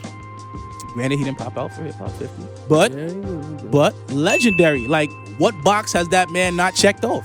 What box? I can't think of any. He's done everything there is to do to make anyone a legend in hip hop. Popped off for Tom Brady, though. I just want to know how much that bag was, man. That shit probably like $2 million. But to be on stage for like 10 minutes. But I mean, Bag, honestly. the nigga don't stop, and he's What's still that, going brother? right now. Nas Escobar, like he's done the last. You see, he said Nas last, right? Yo, I mean, I got 6 more bodies of work to compare. It's a little tough. Fakest Yo, Jay-Z I take it. fan. I take it. I I take know. it, y'all. But like, I mean, you can't deny it, man. The things he's done in the last like 4 years alone, just like with the albums, the shows, the Legendary shit. the shit he did for Scarface and Rakim, just the way he just bringing everything together, getting his money right. You know what I'm saying? There was a time where like we didn't talk about Nas in money terms. He's bringing Beat Street to Broadway. Beat Street back. Yo, I seen that. I mean, Broadway. Broadway. He's making a Beat Broadway Street. show out of Beat Street. I seen that. I'm like, nah. shout out to Escobar, man. He's doing the impossible Nas the right now. capitalist? You gotta find a bag Nas somehow. the- He suffered long enough. If that's the Nah, case. Nas the you know what I mean, venture the love, capitalist? the lover of the culture. But You know what I mean? it's so he pure. doing it that Gotta for bring you the knock it, culture though. to It's new pure. audiences. He doing it for free? I mean, nobody But does the- anything for But free. the money don't feel like it's taken away we from don't the, do this for free. the money don't feel like it's taken away from Couple the cause. podcasts. Just like this. You know Did a couple podcasts, dude. what I'm saying? The him getting the money don't take away from the Some culture. people do it for See, free. you know what I Not mean? us. Real hip hop. Damn it. Niggas popped out for once and niggas still don't care. All right, we ain't coming back. Oh, Wow. man. They waiting on the Jay-Z news to break so they can spit back. Say, we told y'all. New York bias, not just the bio, you know? Yo, not just the bio is crazy. But Basically, you ready to cook what's with my your five? five? Yeah, I can cook man. with my five. All right, I'm gonna go reverse order. Number 5 for me is DMX. I don't think I've ever had like in real time. I don't know if I was a huge DMX fan. You know what I mean? He probably was like the most popular rapper when I was as a kid, got into rap. But I'm not gonna lie, since he's passed, there's a YouTube page called King Low. They got like archive DMX shit he been putting out since 1992 when he was even more lyrical than what we eventually saw in his career. And DMX, he has everything. You know what I mean? Maybe the greatest 1 year in hip hop history in 98. You know what I'm saying? Classic singles, classic albums, lyricism, delivery, energy, like classic verses. Like DMX is, you know what I mean? If somebody was to say DMX is my favorite rapper ever, I wouldn't have any problem with it. I got X in there, man. 98, yeah. Salute. 98, Insane. like, you know what I'm He was a saying? monster, bro. 98 X, bro. Insane. Come on now, come on. Number 4 for me, I'ma go Prodigy. Like you, Yeah. Dean. Like that's another person that Legendary. obviously I wasn't in real time able to you know experience how great of an MC he was. But when I went back, Infamous is in my top 5 albums ever. You know what I'm saying? You got Hell on Earth, you got Murder Music. P to me, you know what I mean? I get, you know, you mentioned the whole lyricism thing, Dean, but to me, honestly, Prodigy reminds me of Pac a little bit, just with a different perspective. Like, nobody, like, obviously he wasn't, you know, doing Dear Mamas or Brenda's Got a Babies, but on a whole other end of the spectrum, a very violent end of the spectrum, P made you feel those lyrics. You know what I mean? You felt like P was the fucking horror movie niggas behind the corner about the, you know, shove your music, nose, do your, you know what I'm saying? Stab your Fucking nose brain up- with your nose. Stab your brain with your is nose, bro. TV at you wild. crazy. Throwing TV at niggas. Like, Prodigy is like, you know what I'm saying? His shit should be framed and put in fucking college courses. Just as a writer, Prodigy is just He just amazing. found Amazing. ways, bro, to just talk to niggas. Like, just Nigga was 5'1" and terrorizing, bro. after this, you never go back to that. That's like, how crazy of a like, rapper You got to For wonder. real. Some of the bars is like, did he actually throw a TV at somebody? 'Cause Maybe. it's Yo, like, why felt not? like P, it, bro. Because it's like, P. how just you don't think write- of that? You just don't write shit like that. You felt Word. like it, bro. That's the level of detail with you know why you mentioned. I don't like to say non-lyrical. I just like to say he has a different type of writing style. He's not, you know what I'm Yeah. saying? I didn't say non-lyrical. Just like when we hear, like we talked about earlier, when you hear He's the word not, lyricism, you know, yeah, he's not Not- overbarring. That's you why I with said that. he's more of a drunken master. Yeah. Right. But his you know what I mean? storytelling He made abilities were amazing, lyricism. too. Him and like Raekwon. You know what I mean? They made lyricism different than what we think lyricism is. You know what I mean? Number 3 for me, the Jigger Man. Another person who was never, I wouldn't say Jay-Z was ever my favorite rapper, but Jay-Z is almost like the Superman figure, the Homelander figure. You know what I'm saying? As I got into rap, you know, my favorite rapper was 50 Cent. 50 Cent said Jay-Z was the top nigga. As I became a little bit more savvy, Lil Wayne was my favorite rapper. He said Jay-Z was the nigga. Nowadays, as a grown man, you know what I mean? I've gotten, you know, I'm not as hard in my old age. I'm a Drake fan, you know what I'm saying? He acknowledges that Jay-Z is the nigga. Jay-Z is literally the you know, I said New York is the father figure of the game. Jay-Z is the father figure of the game. For me as a fan for so long, it always felt like he was the final boss of every fucking era that I've been listening to rap. You know what I mean? On top of Reasonable Doubt, on top of Volume 1, on top of The Blueprint, on Jay top of, Jay you just know, feel like even classic when he after lost, classic he after couldn't classic. lose. If that makes any sense. I can't even be like, you spitting, bro. Like, I can't even be mad at that in the least. But somebody will find a way to be mad at that out there. They will. Not Somebody. You just upset them by saying you can't be mad. Right. Now they got us both saying appreciate you. You know what I mean? Walk right into it. Number 2 for me, Biggie Smalls. The most gifted rapper that ever lived. You know what I'm saying? Voice on 10. Lyrics on 10. I've heard people trying to argue Biggie wasn't a lyricist. I'm like, you're way too deep into the matrix, guys. You know what I'm saying? Way too far. Reset this shit. You know what I mean? Please, you know, I get it. It's only a couple albums, but when you add the Junior Mafia and the fact that he wrote Kim's album, you know what I mean? Flawless discography. You know what I mean? The features. The features, never a wasted Biggie verse ever. Never. I've heard the late great Mr. C mention that there was The no most- wasted never. Biggie verses, not a The bar. most with the least amount of time, man. Absolutely. You know what I mean? Just you can only like that's one of the most upsetting things ever that we never got to hear another bar from the late great Notorious B.I.G. And number one for me, 50 Cent, man.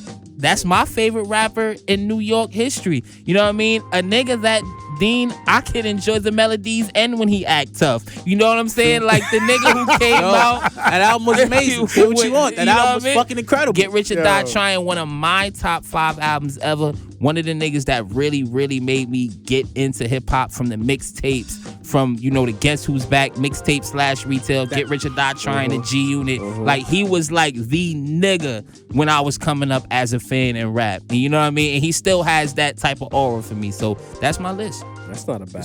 Shouts to that flip. Just dropped, I know Sin would appreciate that way, you know? Run down your top 5 again for me, please. 5 for me. I had DMX. Okay. 4P. 3 was no, 3 was the Jigger Man. 2 was the Biggie. Notorious Big, and number 1 was 50 Curtis, man. Copy. Yes, All sir. right, just checking for who New wasn't York there. love. I figured. Favorites, you know. All right. Favorites. Wow. Copy. Somebody gonna be on your body for that. You know what I mean? Hey, yo. Shouts to Cameron. Somebody You know, will. I wanted them to be there too. You know. Yeah, So, yeah. I'm you know, gonna mention. It's been so many people who have been like instrumental in my New York listening experience. You know, I love rappers from all over the country, but you know, New York is home. For me, the first person I got to name is Cameron, and I feel like Killer's become like a joke to a lot of lazy listeners, as I call them. Because a lot of people say Killer does nursery rhymes and he's not that good. And I'm like, Killer, one of the most barred up niggas ever. Talk about it. Killer technical rapping is so elite that it's inspired. Killer birthed a lot of the niggas you listen to today. Facts. A lot of their rhyme schemes, a lot of the way that they play around with wordplay and how they structure their bars. Even Drake, you know what I mean? Who's They give him props. a little bit adjacent outside of the cloth. Killer birthed a lot of niggas. And it's like, of course, they always go to the computers putin' and shit. And it's like, but did you listen to what he said in that verse, nigga? Or you heard computers putin'? And even if you go back to like the fucking first 2 joints, you know what I'm saying? You go back to the shit that had 357 Confessions. Come on. You go to SDE. You go to Come Home With Me. I always go more Dipset era because I wasn't locked into Killer early on. Horse and Carriage Killer, That's when SDE. he was nice, I though. was listening to Carriage. him, but to me, he was better during the Dipset era. You know what I mean? Not lyrically. He was. Children of the But it's Corn like, era. Yeah, that was a different Cam. He was more cliche during that time, but when he found his style, Thank you. Dipset Killer was an animal. Animal, no question. Animal. Beast. Here's the thing. Dipset Cam was him, uniquely him. Yes. Mm-hmm. Nobody else but him. That was And- the wrong drop. And let's be honest, computers putin'. It hit. That's a bar. Had a bro. moment. Like, that's, It was a moment. That's hilarious. But Right. but if you go like to Right. like the was it the 98 incarcerated Scarface's freestyle, like shit when he was doing like that, where he Yeah. was just like really I out keep the rapping Ruger niggas. hug, show you how to use a snub. Whoop-de-woo, fuck around, but you I play. Come on, son. Nah, I'm here for it. You know I'm here for it. son. Like Killer always had it. Canary Burgundy. I call it lemon red. G. One of I call it lemon my red. favorite things in rap is alliteration, Mm-hmm. and Cameron was great at just having common sounds. Mm-hmm. You know what I mean? In the way he put his bars together. You know what I It mean? sounded So- simplistic, but it was wordplay. And it's Yeah. like, I got to give my cousin Wes a lot of love because Wes is from Brownsville.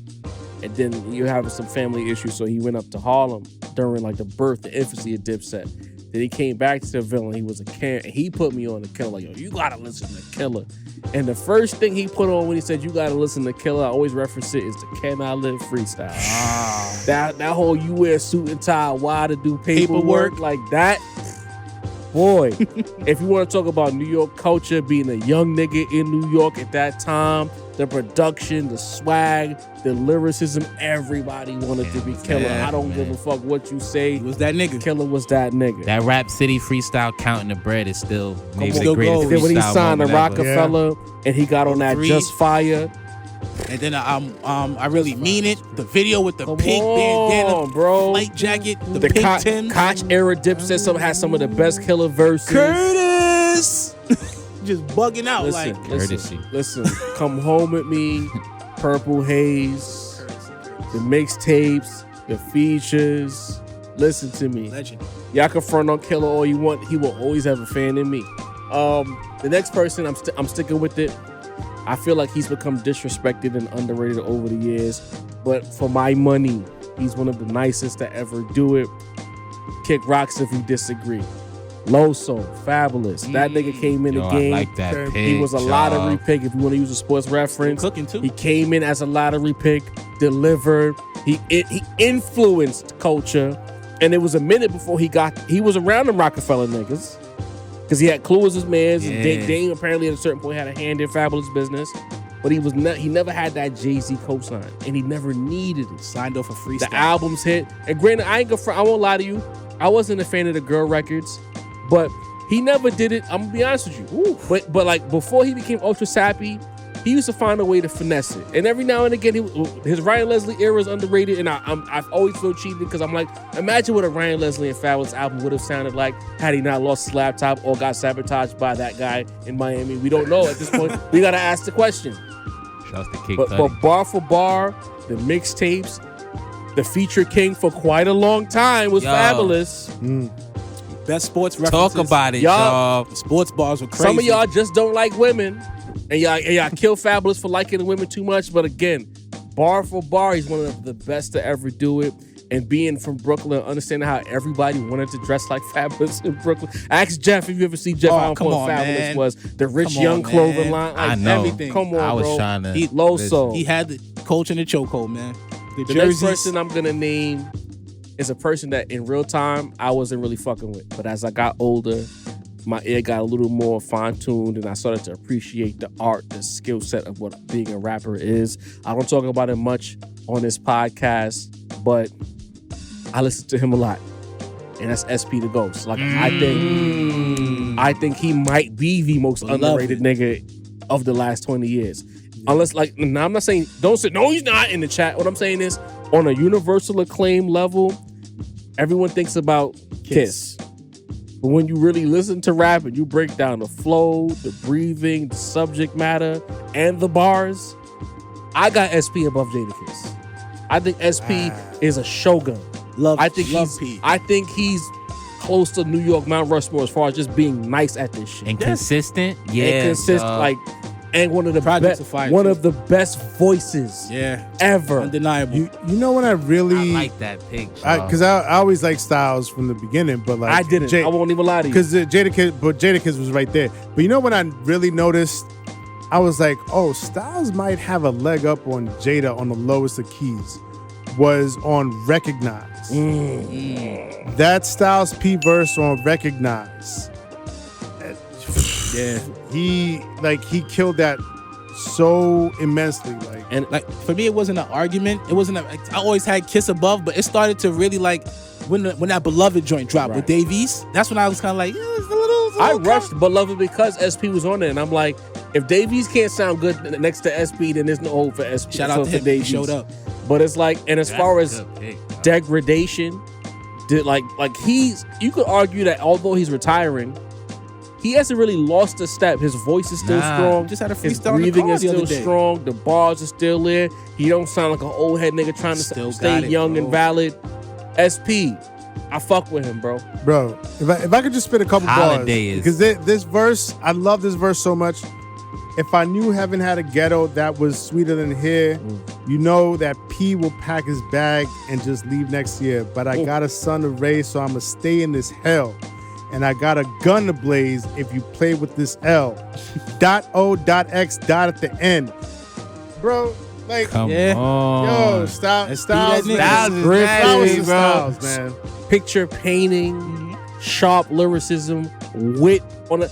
His sliders are all the way up. Low key. Again, if you're not really tapped in, you don't know that. But his sliders are all the way up. And he's who he says he is. There you go. Real life shit. There you Shout go. out to him.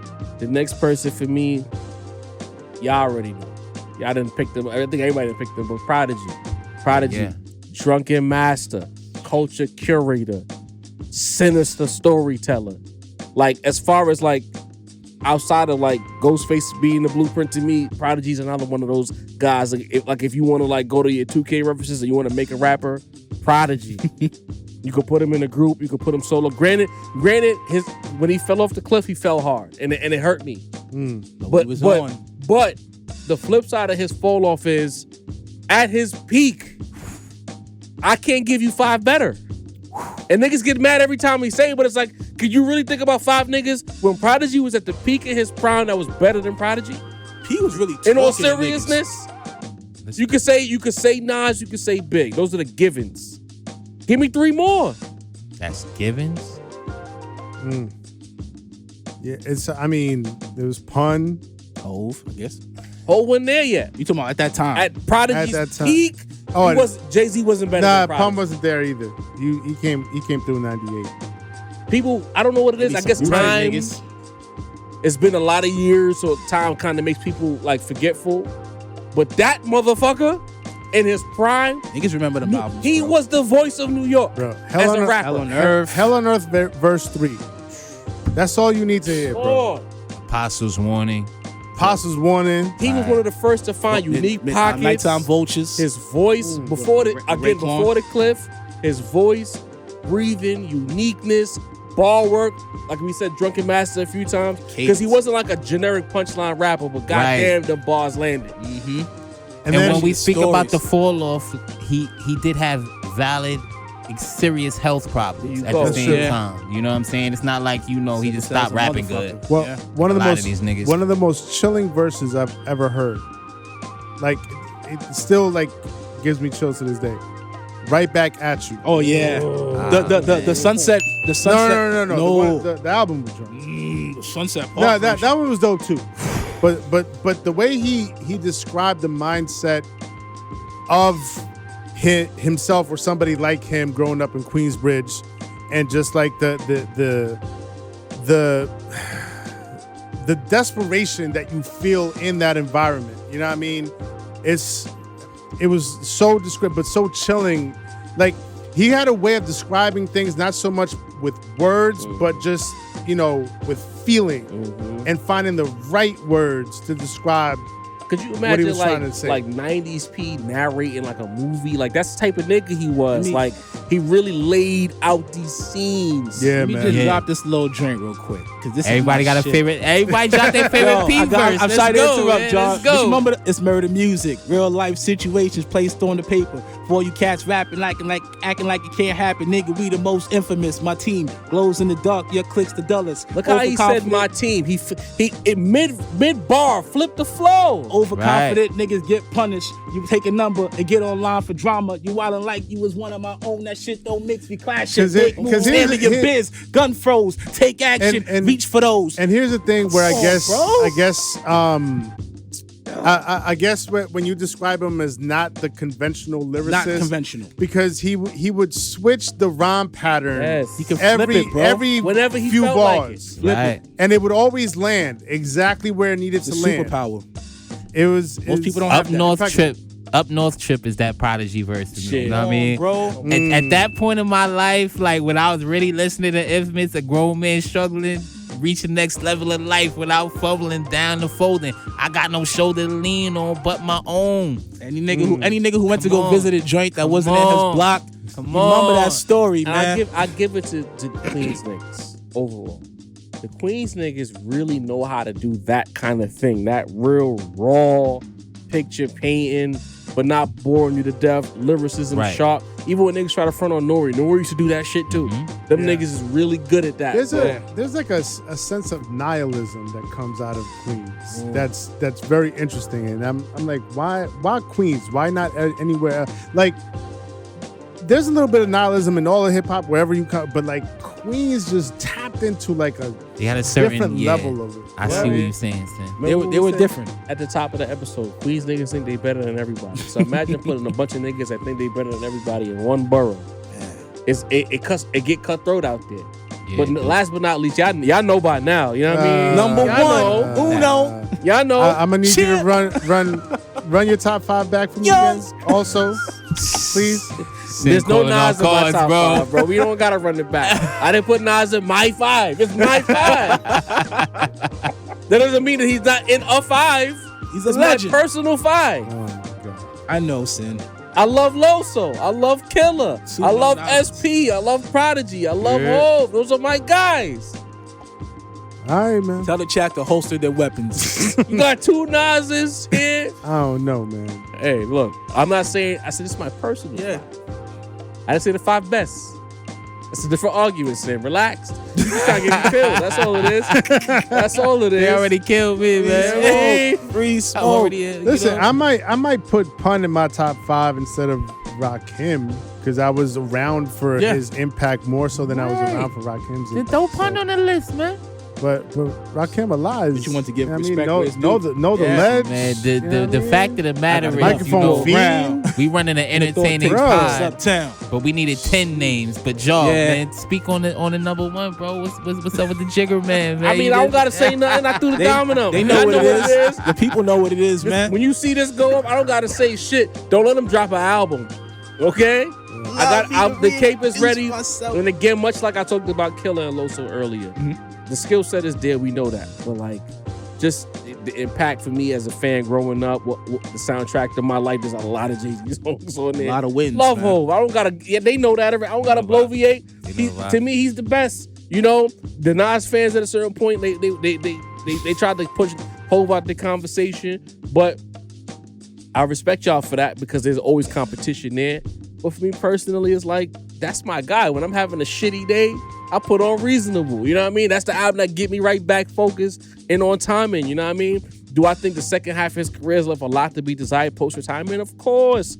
But that 96 through 03, Can't deny it. undeniable. That's undeniable. Undeniable. In the songs for everything, this bar. When they say there's a Jay-Z bar for everything, they're not talking about after he came back from retirement. They're talking about the pre-retirement nigga. You know what I mean? That guy. Every situation. Shit like that. I don't gotta get too crazy, but Masito, Let's see Jay run off 6 straight out. I don't know if he has that in him. That's I don't think he not fire. easy. I don't think he got the love. I don't think He's he got love the to game like find the right person to even get that chemistry with. Like that. Why Nas are you did. trying to make this a Jay-Z and Nas I'm thing? just saying. Dog. It's already done. I'm just saying. Yo, long as I'm not even fronting on Nas. It's never gonna end, bro. as long as I get some time off from this Drake Kendrick shit job, whatever, bro. Whatever. You might text Hov like the shit Maybe ain't I was over. like, yeah, man. let's go back You've to been starving me for 3 weeks. Nah. Kendrick was dancing You're like in the Drake on the hospital. stage, and I didn't even know till Twitter told me. That's Fuck crazy. that. Let's stay on that That's topic. crazy. You know what I mean? But Masito. God damn, why does Sin keep on winning? God on, damn it. bro. Fuck What that. the fuck? Yes. It's your fault. You shouldn't have mentioned Kendrick and Drake. You walked But, right into that, Mace. It's time for your segment. We didn't get the Masito segment for 99. That's a But fact. with episode 100, we bringing it back. I don't know if it's young rap. I don't know if it's industry. I didn't ask before the show. Right. Masito, break it down for us. In commemoration, of the New York bias, this is episode 100. We not going, into the fray today. You know what I mean? The young rap. Actually, I won't say that. We not. Remember, we brought the beef series. Pause. You know what I'm saying? Where we talked about Rap Royal Rumble. the Rap Royal Rumble. You know what I mean? What was going on? Thanks, y'all, for Beef saving me. series. You know what I mean? That's why you're the point guard. You know what I mean? You know what I'm saying? a series of them. Beef series. God Yikes. damn. Jesus Christ. Egregious. But What's that, brother? I told you I got the gold medal this episode. Sid. I'm rusty, bro. You know what I'm saying? It's been a while. But we going for the New York bias this episode, man. Fuck all, I got love for all the other states. Not fuck all y'all, I might travel every now and then, you know what I'm saying? shit. I'm not as crazy as y'all The when it fuck gets are to, you talking the about? disrespect, The But fuck are you talking about? I want to talk about a couple things. There you The go. state of New York the state of New York in 2024. You know what I mean? Who are the central figures of New York nowadays? We spoke about Ice Spice. Y'all might hate it, but Ice Spice is an essential figure in New York right now. Bronx. this girl was getting her face shown during the Super Bowl with Taylor Swift, guys. You know what I mean? This is a big star. Number 1 hits with Nicki Minaj. Huge influence on you know what I mean? I get it. We might not like that subsection of hip hop, but Ice Spice is right there with the Lalos, with the Megs. It's a fight for number 1 right now. She's one of the most important figures in hip hop right now. Sin mentioned him earlier. Cash Cobain. one of the central figures of New York right now. We got to show love to the youngins. You know what I mean? Listen, I get, there's a lot of people who can say this nowadays, but he did ghostwrite for Dre. You know what I mean? On Calling For You. That got leaked. He had the feature run. You know what I mean? When J. Cole finally decided to pop out, you know what I mean? After, not showing niggas, he got on a record with Cash Cobain. You know what I'm saying? That's a fact. That's funny. He got on the record with Cash. If you notice, the Slizzy season is selling out all over New York City. The youth is going behind it. It's Cash Cobain, one of the figures of the city right now. Another one of the figures of the city, of the state, of the region, West Side Gun.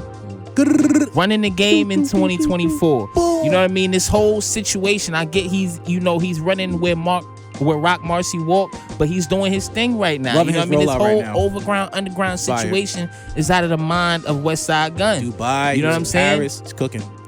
Somehow WWE. Somehow RZA and Ghostface. You know what I mean? I don't know how it works. Yeah. You know what I mean? So my question is to you guys, because I mentioned to the guys before, I wanted to bring them into the conversation. Whenever I wanted to talk about my segment, this thought kept coming to my mind. Who's the king of New York in 2024? Who's the number one candidate? Who is the person that the game is running behind? At one point, the most prestigious title in hip hop. Yeah. You know what I mean? Who is the king of New York right now? Guys, do we have any thoughts? Might not be a king. I'm lost. Might be a queen. Yeah. Sid, speak on it, man. What you saying? You saying Ice Spice is the queen of the city? I'm not going that far. Nicki just. But Nicki Minaj is right there as well. Album, she dropped the album, did well. You know what I mean? What's the shit called? Everybody? Undeniable Everybody. hit. Pink Friday 2 went Yeah. crazy. Just sold The out. Barbie World shit last summer. That shit is still everywhere. Yeah. bro. Top 5 selling tour for a rapper in history on this tour. So yeah, I mean we Shout out to the got ladies. Nicki and we got Ice Spice right behind her. Like, it's gonna be a tough conversation, but we might need to be ready to have this conversation where New York might belong to a female right now. I like it, Sid. I don't know. I ain't gonna hold It's a conversation, though. You know what I mean? Like who's the male artist right now that is bigger than either Nicki or Ice Spice? From New York, I can't think of him. And when you know why I like that Nicki pick, because the hottest artists that have come out of New York since Nicki might be Ice Spice, but also Cardi B. That gotta be Nicki's influence. You know what I mean? So I'm not mad at that. On the male side, I asked a question to Mase though. Who is the young guy who's on fire right now in New York that's not in jail? I'll say Cash Cobain on the small level, but I say on the heavyweight level in New York City right now, I would go A Boogie. I think when A Boogie drops something, New York listens. That's somebody you hear outside of radios. That's somebody that hits multiple demographics. His newest shit just dropped. They running that shit. Real talk. Real talk. If I had to go to an under 30, you know what I'm saying? I would go A Boogie. Are we comfortable giving A Boogie that title though? King of New York? Are we comfortable giving A Boogie that title?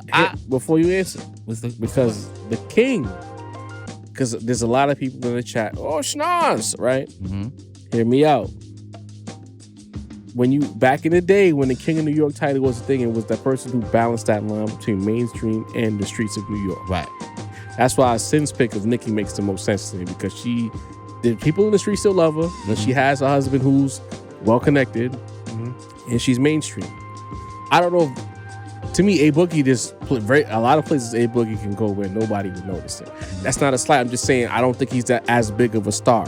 Right. There's certain parts of New York A Boogie can go in right now. Go to the corner store, nobody would say a word.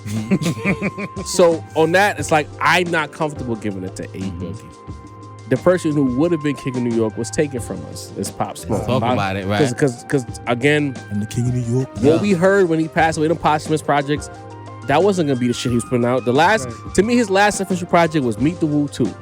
And if that was his trajectory, holy shit. Could you imagine him taking the drill sound to that level of commercialization, mainstream? Because then he would have had the streets and the radio and the white people. Sorry, Walt. Right. You know what I mean? But with that said, it's like, it's tough because it's like I want to give Nas the credit. Did 6 albums. As far as being a lyricist, of course, he's the king of New York right now because Hov ain't doing shit. But as far as like overall, the royal kingdom, Right. it's Nicki. Yeah. I'm not mad at that pick. Not really. You know what I mean? I'm not mad at that You pick. seem like you didn't expect that response. Nah, I didn't. I didn't expect it, y'all. You know what I mean? There's not a I'm lot of gonna lie. niggas, so it is what it But is. If I could I'm just say not something mad at it though. What's real the word? quick about the Pop Smoke thing. Obviously I'm an old head, you know what I mean, gray beard and everything. So like in real time, when Pop was popping, I mean, I was listening to the drill records and everything. And I was like, oh, who the fuck is this? But in hindsight, like I saw the direction that drill music went after he passed, after he was taken from us. And I listened to his records, and I'm like, oh, nah, you got cheated. He was leagues above everybody else. We went and we seen him. I don't know if you remember. Sonically, vocally, You remember. flow-wise. That was like the Pusha show if that's your Amphitheater. lane, if that's the shit that you're into, if that's the direction that rap was gonna go into, Pop was the successor. Because Pop wasn't Absolutely. He just wasn't a nigga. Pop had like a certain level of musicality to him. Like he had a gift. It wasn't just a nigga rapping and doing melodies. Like this nigga Right. really, he might play cool on the camera, but there was a certain level of attention to detail with his music making. Yes. That's actually understated as time goes along because he got taken so quickly. You know what I mean? And it's just like I kind of wish someone else would have just picked up that sonic baton, but the shit went in a different direction, and the young kids like it. I'm not gonna hate no more because the kids like it. When I worked in the school for mad years, they love that angry drill shit. Pop, You know what I mean? Pop was an anomaly because Pop had the niggas, Pop had the bitches, Pop was the gangster nigga that danced. You know what I'm saying? Like the opposite thing you would think. The nigga got the joints, he most likely don't got the niggas. You know what I'm saying? The nigga dances, he most likely not really a thug. The nigga was thugging, nigga was dancing. And what do we know about anomalies in any genre? They don't last long. Something always happens and they get taken from us. Ain't that some shit? One name next, I want to throw out there, not necessarily as the king, but one person who I think has the highest profile in New York right now, and even though we down on him, is Benny the Butcher. It's interesting to me that when a person that's not from New York, I don't know if B Dot is from New York, you know what I mean? Oh, but it just seems like because even when everybody Brian, shouts to Brian.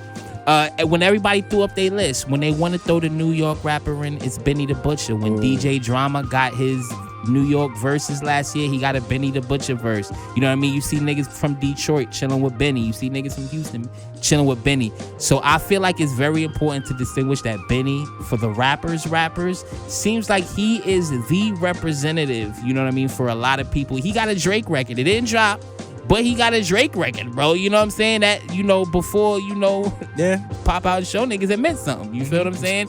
But, I feel like Benny the Butcher positioned himself, in a very strong place to, if you don't want to call him the king, be the default representative of New York when people want that type of, energy. I think he was in prime position to do so, and then everybody can't go after. But because he's built up so much equity, I'm willing to give him another chance to stick the landing.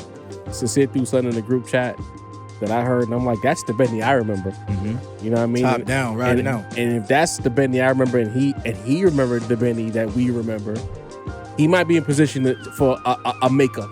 You know what I mean? Because that sounded like what we wanted from that album. The little session he had in the car. Mace. I didn't even consider Benny. But I think he's a person, because it's always tricky when you name the women because niggas don't like women. You know what I mean? Ain't that some shit? But it's like for the niggas who don't like women, Benny would be the guy who's in position to do it all, and he has the acclaim and the lore from everywhere in New York, the state of New York as well as the city. I'm not mad at that. Shouts to how eclectic the city is. Names like Nicki Minaj, A Boogie, Cash Spice. Cash Cobain. I might honestly go with Benny. Oh my God. West Side, right. What happened to 22 G's, Mace? What the fuck? He just dropped some new shit recently. It wasn't it. But the energy's not the same way it was 3-4 years ago. They all moved to Atlanta, man. All the drillers moved to Atlanta, bro. Trying to get out of town. It changes the energy. Yeah. Because when he was in New York active, the music was... The first time put it this way, true story, because I'm not no gang nigga, I'm a sidewalk nigga. The first time I heard anything about twirling or whatever the fuck I was at work and a young lady with her little boombox in the gym playing 2-2-G's. Jarvis, you know anything about twirling? And I'm like, what? The fuck are you talking about? You already knew and it's just like, it is what it is. It is what it is. I'm just trying to show you. Her trajectory was what it was. All right. Just put the shovel down. You're digging a big hole, bro. I'm just showing. I'm just giving you the real. You know what I mean? She was the first person that broke it down, and I always noticed that when it was 2-2-G's, Pop Smoke, and Fabio. Yeah. It was never the boys at my job that played the songs. It was the girls getting crazy, getting sturdy. You know what I mean? Sweetheart. They be knowing Bro, first. I used to be in the that's why I'm like, could you imagine?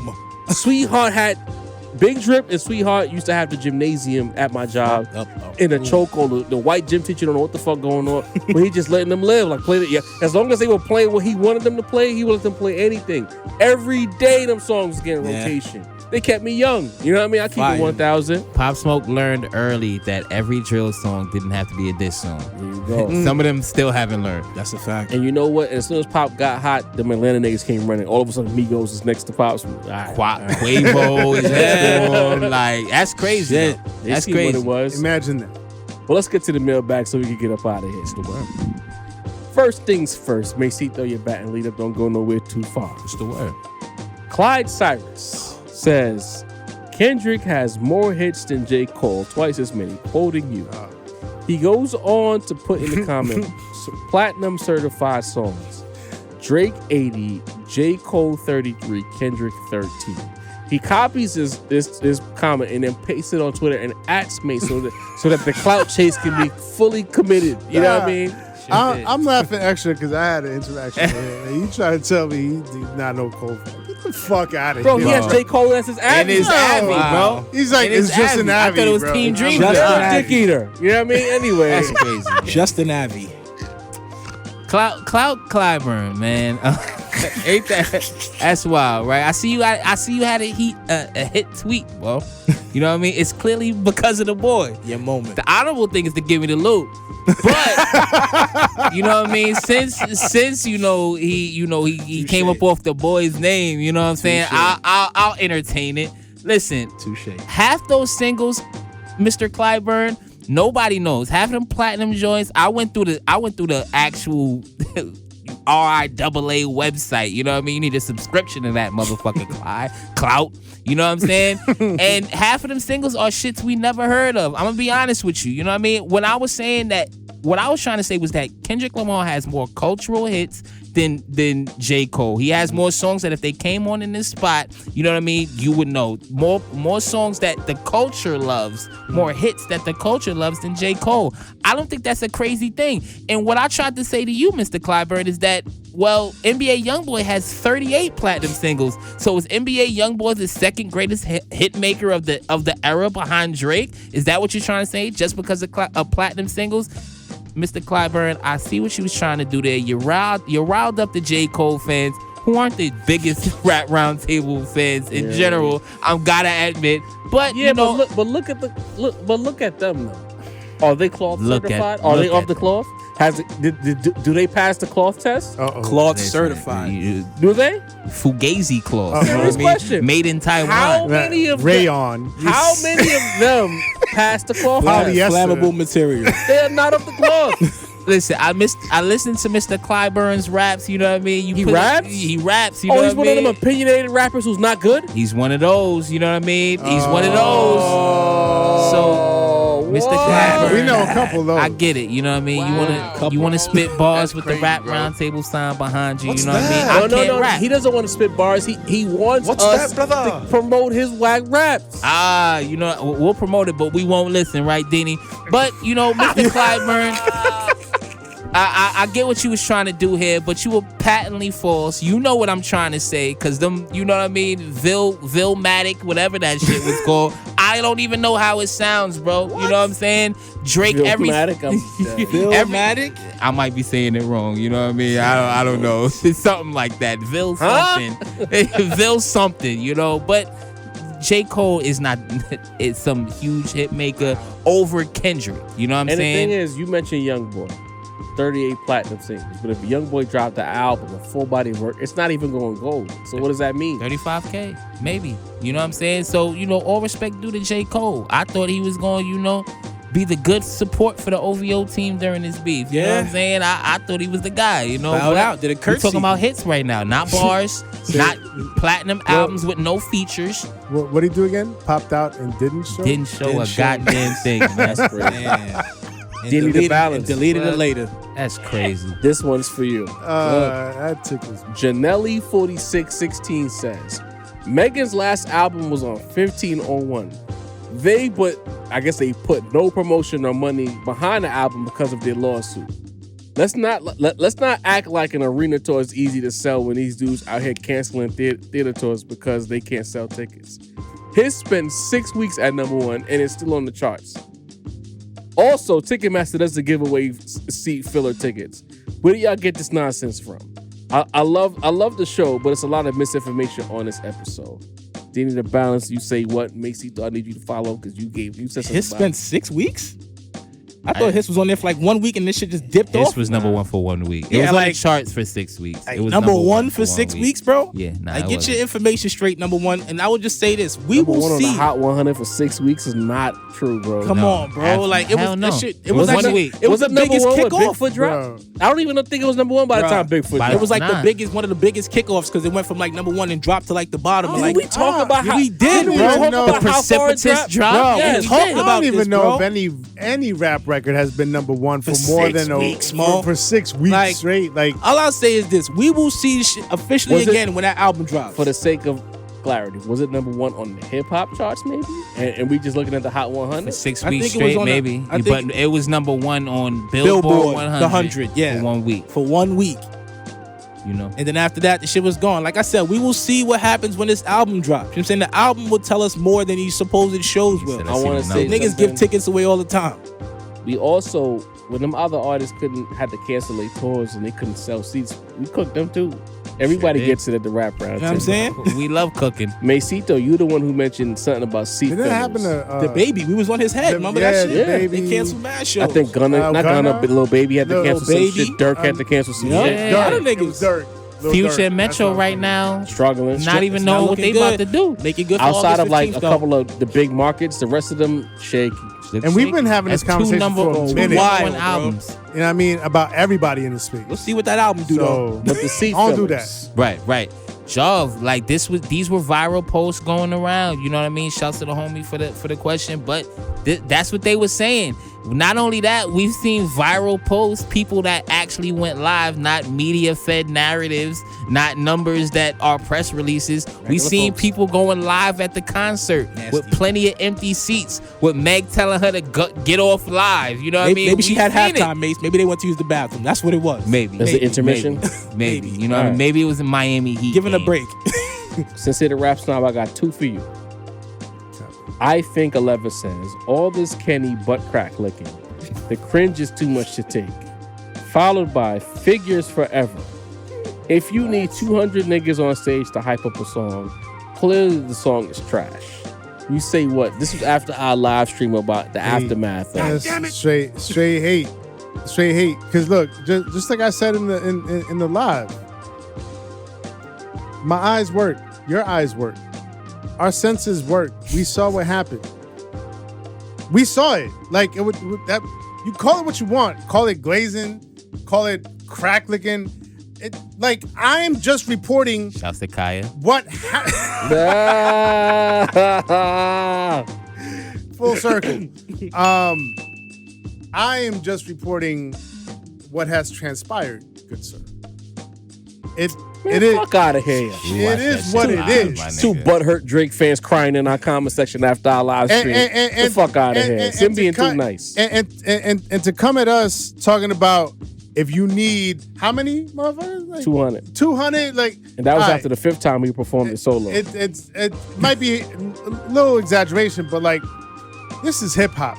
You're not gonna sit there and act like we have not seen performances with 200, 300, 500 motherfuckers on stage. Shit, Wu-Tang had like almost that many members, and then their members brought their members on stage. Well, time like, out. bro, this Sons is of hip Man. hop. Killer You Bees. bring Killer your Army. motherfuckers on stage. Hold on, Sam. Facts. It goes back to the cloth. These people are not of the cloth. They don't know any better. They're unclothed. Remember when I was like, I thought Kendrick was gonna get crazy and wild out on stage? It was gonna be mad niggas. Yeah. It almost happened. Mad niggas ended up on because me off the cloth realized that that's what's supposed to happen in these moments. Supposed to be mad niggas on the stage. Supposed to be mobbing. Nigga shit. You know what I mean? Big dog shit. Supposed to be mobbing. Last but not least, I'm gonna take this one, but this is for the entire rap round table. Kind of stupid, but I like these comments because it just shows how niggas lack vision. Emmanuel Jennings, 85 cents. I love you guys, but can this be the last Kendrick and Drake conversation? LOL. The dialogue is getting repetitive. Kendrick won, Drake lost, Drake needs a vacation, etc. So Emmanuel, I'm gonna break this down to you, real good, real proper. You know what I mean? Podcast business 101 here, right? Yeah, this is podcasting 101. You know, of course. Shout out to Josh from Brooklyn Podcasting Studio. He does the classes, but I'm subbing in for this class today. if you have a topic, right, and if you decide, what's his name, Emmanuel, if you decide that you want to start a podcast, right, and you want people to watch your podcast, one of the best ways to get your podcast to take off is to talk about a hot topic, right? Not sure if you guys do that. Relevance. Just found this out. You just found this out? Just now. Well, I'm glad to help you, Didi. Appreciate you. You find a hot topic. I know a couple of motherfuckers that should take this. Oh yeah? Yeah, we were just talking about them Find a before. hot topic, dude. Should I put like the sign up on the socials? Maybe. Okay. Keeping it peaceful. Hit you up. Let's go code back, let's go back roundtable. to 06. Should you sign up for the classes with Armando? Yeah, You know what I mean? That's a super inside joke that none of y'all will ever figure out. Promo code Sonics. I'm Word. dead. So when there's a hot topic, you talk about it. And then if you're good at talking about it, you'll curate an audience because people will enjoy you talking about it, and then they will come back to then watch you talk about it some more. So if you think that we're just talking about it for the fuck of it, Mr. Jennings, no, Jennings with a G, by the way, it's because in the midst of the situation, right, we talked about it. We got a lot of new subscribers who have told us directly that they enjoy the commentary that we deliver on said topic. We haven't really been going too crazy with it, but then Kendrick got on the stage, which created news. It was the biggest thing of the night on Juneteenth. Sure Therefore, we had to talk about it again. And granted, I'm going to pull the curtain. I got you, Sid. I'm going to pull the curtain back.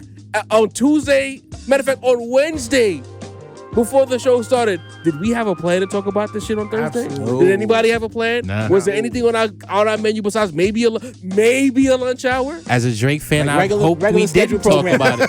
The Actually, only thing we knew he was gonna do was the only thing guaranteed was the in studio. Yeah. So, Mr. Jennings, podcasting 101, you find a topic. If you're good at potting, you talk about it a lot, stupid. I got more to say, but I know Sam wanted to say something. Because Kendrick got on stage with Schoolboy Q, Absol, and J-Rock, brought Dr. Dre out. Before all of that happened, YG hit the stage. Tyler, the Creator, hit the stage. Mustard hit the stage. Roddy Ricch hit the stage. Like, it's a lot of albums to A who's who of the West Coast. Tribute to it's not. Nipsey. So to frame this as Nipsey as and if Kobe it was there in ju- spirit. That's a fact. Exactly. So to frame this as if it's just LeBron's another wife wouldn't let him get on the Kendrick stage. and Drake conversation is disingenuous, bro. Like you know what happened. And I got more to say, Sid. You know what I mean? Because now I'm annoyed, right? You curate an audience, they tune in, and if YouTube has this thing, right, where like it's called views. So if you go on our page and you see the views, Not the Drake album. not right. When you look at the views of Sorry, when we talk Mace. about certain topics, you see the views truth spike hurts. and you see the views decrease. Mr. Jennings, what's your name, Emmanuel? When we had the I Am God listening session, did you tune in? Huh? You saying, oh, you don't want that. We had a lot of shit else that we talked about. Did you tune in, Mr. Jennings? Because I've never seen your name in the chat. I've never seen you donate no bread. I've never seen you interacting with our other regular listeners in the chat. No comment. We don't know. You just showed up. But you're saying, can you talk about something else? Are you even a supporter? Because if you're a supporter and you're mad at us talking about something that gives us more traction and more motion, then are you really a supporter? And this goes back to a conversation that we've had in the past. That goes. The scope of it reaches far beyond what we're talking about right now, which is motherfuckers just showing up just to complain about what we're not doing instead of supporting Crazy. when we're doing the shit that you want us to be doing. Covering major hip hop. How much instead time of we talked or about so- Jay-Z and Nas, and we talked about Hov losing? Was it repetitive then? You know what I mean? Or just supporting when And that lasted months. Let's say it's an To artist. years. Let's say it's an artist that you're not familiar with. But then you see a name, you're like, oh, I'm not familiar with them. I'm not tuning in. Maybe tune in. Maybe you should be familiar with them. If we're bringing them to you, you know what I mean, and you trust us as a platform, then maybe tune in. Maybe you might discover something. Maybe you might discover new artists that you like. But no, you dub it. When we interviewed Roman Streets and some of y'all front, you was like, we just want to see y'all. Then we stopped doing the interviews. We give y'all us. Oh, stop talking about that. Like, And then we do the popular shit. You're like, oh, there y'all go. They're like talking about the same shit for the fifth straight time. This is the problem. This is the problem why the fucking culture is where it is. Right. And guys, don't think that we, like, of course, we want y'all to click, we want y'all to watch, but I'm going to be honest, guys, us four are genuinely interested in this situation. Hell We yeah. all find it interesting. We text each other about this shit off pod hours. We just happen to find this shit fascinating, guys. yo, we troll like each a lot other of people about this do. shit. You think it's just a pod, nigga? I fuck with Mase off the air. Come on. Real shit. Anyway, we are somewhere in New York City. Oh, shit. The weather's nice. Immaculate. The women look nice. It's a little hot. The homie with the nutcrackers, he already got his business booming as it is. Absolutely. You know what I'm saying? We got The our yams is yamming out the there. yams is yamming. Immaculate. We got the libation in the paper bag, but you got a couple of vagrants out here who don't understand the moment. They don't understand the vibe, and we need them too. Yo, first of all, shouts to the yoga outfits. All them Lululemons and all that. Yo. Come on now. God bless this man. Wow. Second of all, in keeping with the theme of this episode, our 100th episode, New York Bias Part 3. Y'all know who I need to kick off my lawn. Oh shit. Y'all know who we need to kick off our lawn. So, this is just a friendly reminder. The warm up. That this thing that you love, that we all love, the shit that gets us motivated, gets us hype, makes us want to dance, educates us, gets us through hard times, the shit that has spread all over the globe and generated billions of dollars. This thing called hip hop that we all love, it started right fucking here. In New fucking York. So if you're out there, and this goes out to anybody, not one person in particular, but anybody that's out there that fixed their musty ass mouth to disrespect the town, the mecca of this shit, Talk to him, Sam. the born place, the originators. If that describes you, you need to get the fuck off my lawn. Get the fuck off our lawn collectively, always and forever. You're never invited to the lawn ever again. Get the fuck out of here with your musty ass basement backwoods motherfuckers Yo, trying to disrespect Top rope. the originators of this shit. disrespect the cloth. The cloth. We are the cloth. We Bushwhackers. laid the blueprint. Don't ever fix your fucking musty ass mouth to disrespect us. Please. Please. So sincere. Plain and simple. That is what it is. Fuck out of here. And instead of trying to pass off your hate as some kind of commentary, Gip, just admit you hate us. You don't care for us as a city, and we'll respect that more. But trying to pass it off as some kind of critiques when in reality you were just mad that we were being great and rubbing it in your face, you can. And all of y'all who stand next to Gip or who think like Gip from any region, We show y'all love, and at the end of the day, you still gotta pass through this city in order to get wherever else you gotta go on a nationwide level. If you got a problem with that, Get off my lawn. it's big New York, always and forever. We gave y'all a style for y'all to run with. Y'all was glad to break bread with the gods. Shit. Y'all love our style. Y'all love our style. Love our style. Sin, they was calling you a pimp. You Motherfuckers. ain't even giving them your number. I don't know where they got my number from. Shit. They was calling though. He's searching. God damn it. If you're Ungrateful offended, bastards. if you're offended, then it applies to Then you. we're talking to you. If it don't apply, let it fly. You heard? It's episode 100 of the Rap Roundtable. New York Bias 3. The road to 200 begins right now. Yes, sir. I'll tell you right now, episode 101 and 102, nothing but illustriousness on it. deck. Let's go. Cook it. Shitting me. Cook 'em. You thought we was annoying now. Just wait. Diddy the balance. We Take just us home. Shout out to the homie Walt, super fucking engineer. Yes, sir. Rap Roundtable, you know what it is. Roundtable merch. You see the good hat wear. Get you one of these. A lot of shit coming soon. Stay in tune. Shout out to Mase, the voice of the culture, letting you know what's going on, keeping you in tune. The production you are hearing through your ears is from nowhere near. No one else from Sincere. Get in tune with that man. If you fuck with music, Super you make, producer. you rap, you make good music. Highlight this man. Not just a producer, not just a beat maker, man, but a visionary. Get in tune. Jarvie. Sir. You know what I'm saying? The point guard. Alley-oops immaculate. Call him the Facilitation. Hardest working man in show business. You know what I'm saying? And I'm Deanie the Balance of the Force, your mother's favorite. Tell I love her. And we out of here. Episode 100 of the Rap Roundtable. We out of here. Big hundo. Boom. Love y'all. 100. We did it, y'all. 100. Yes, This yes. one's for real. No Wilt Chamberlain. Wow, Mace. It's on camera. Are you a flat earther too? Shout out to Byrie.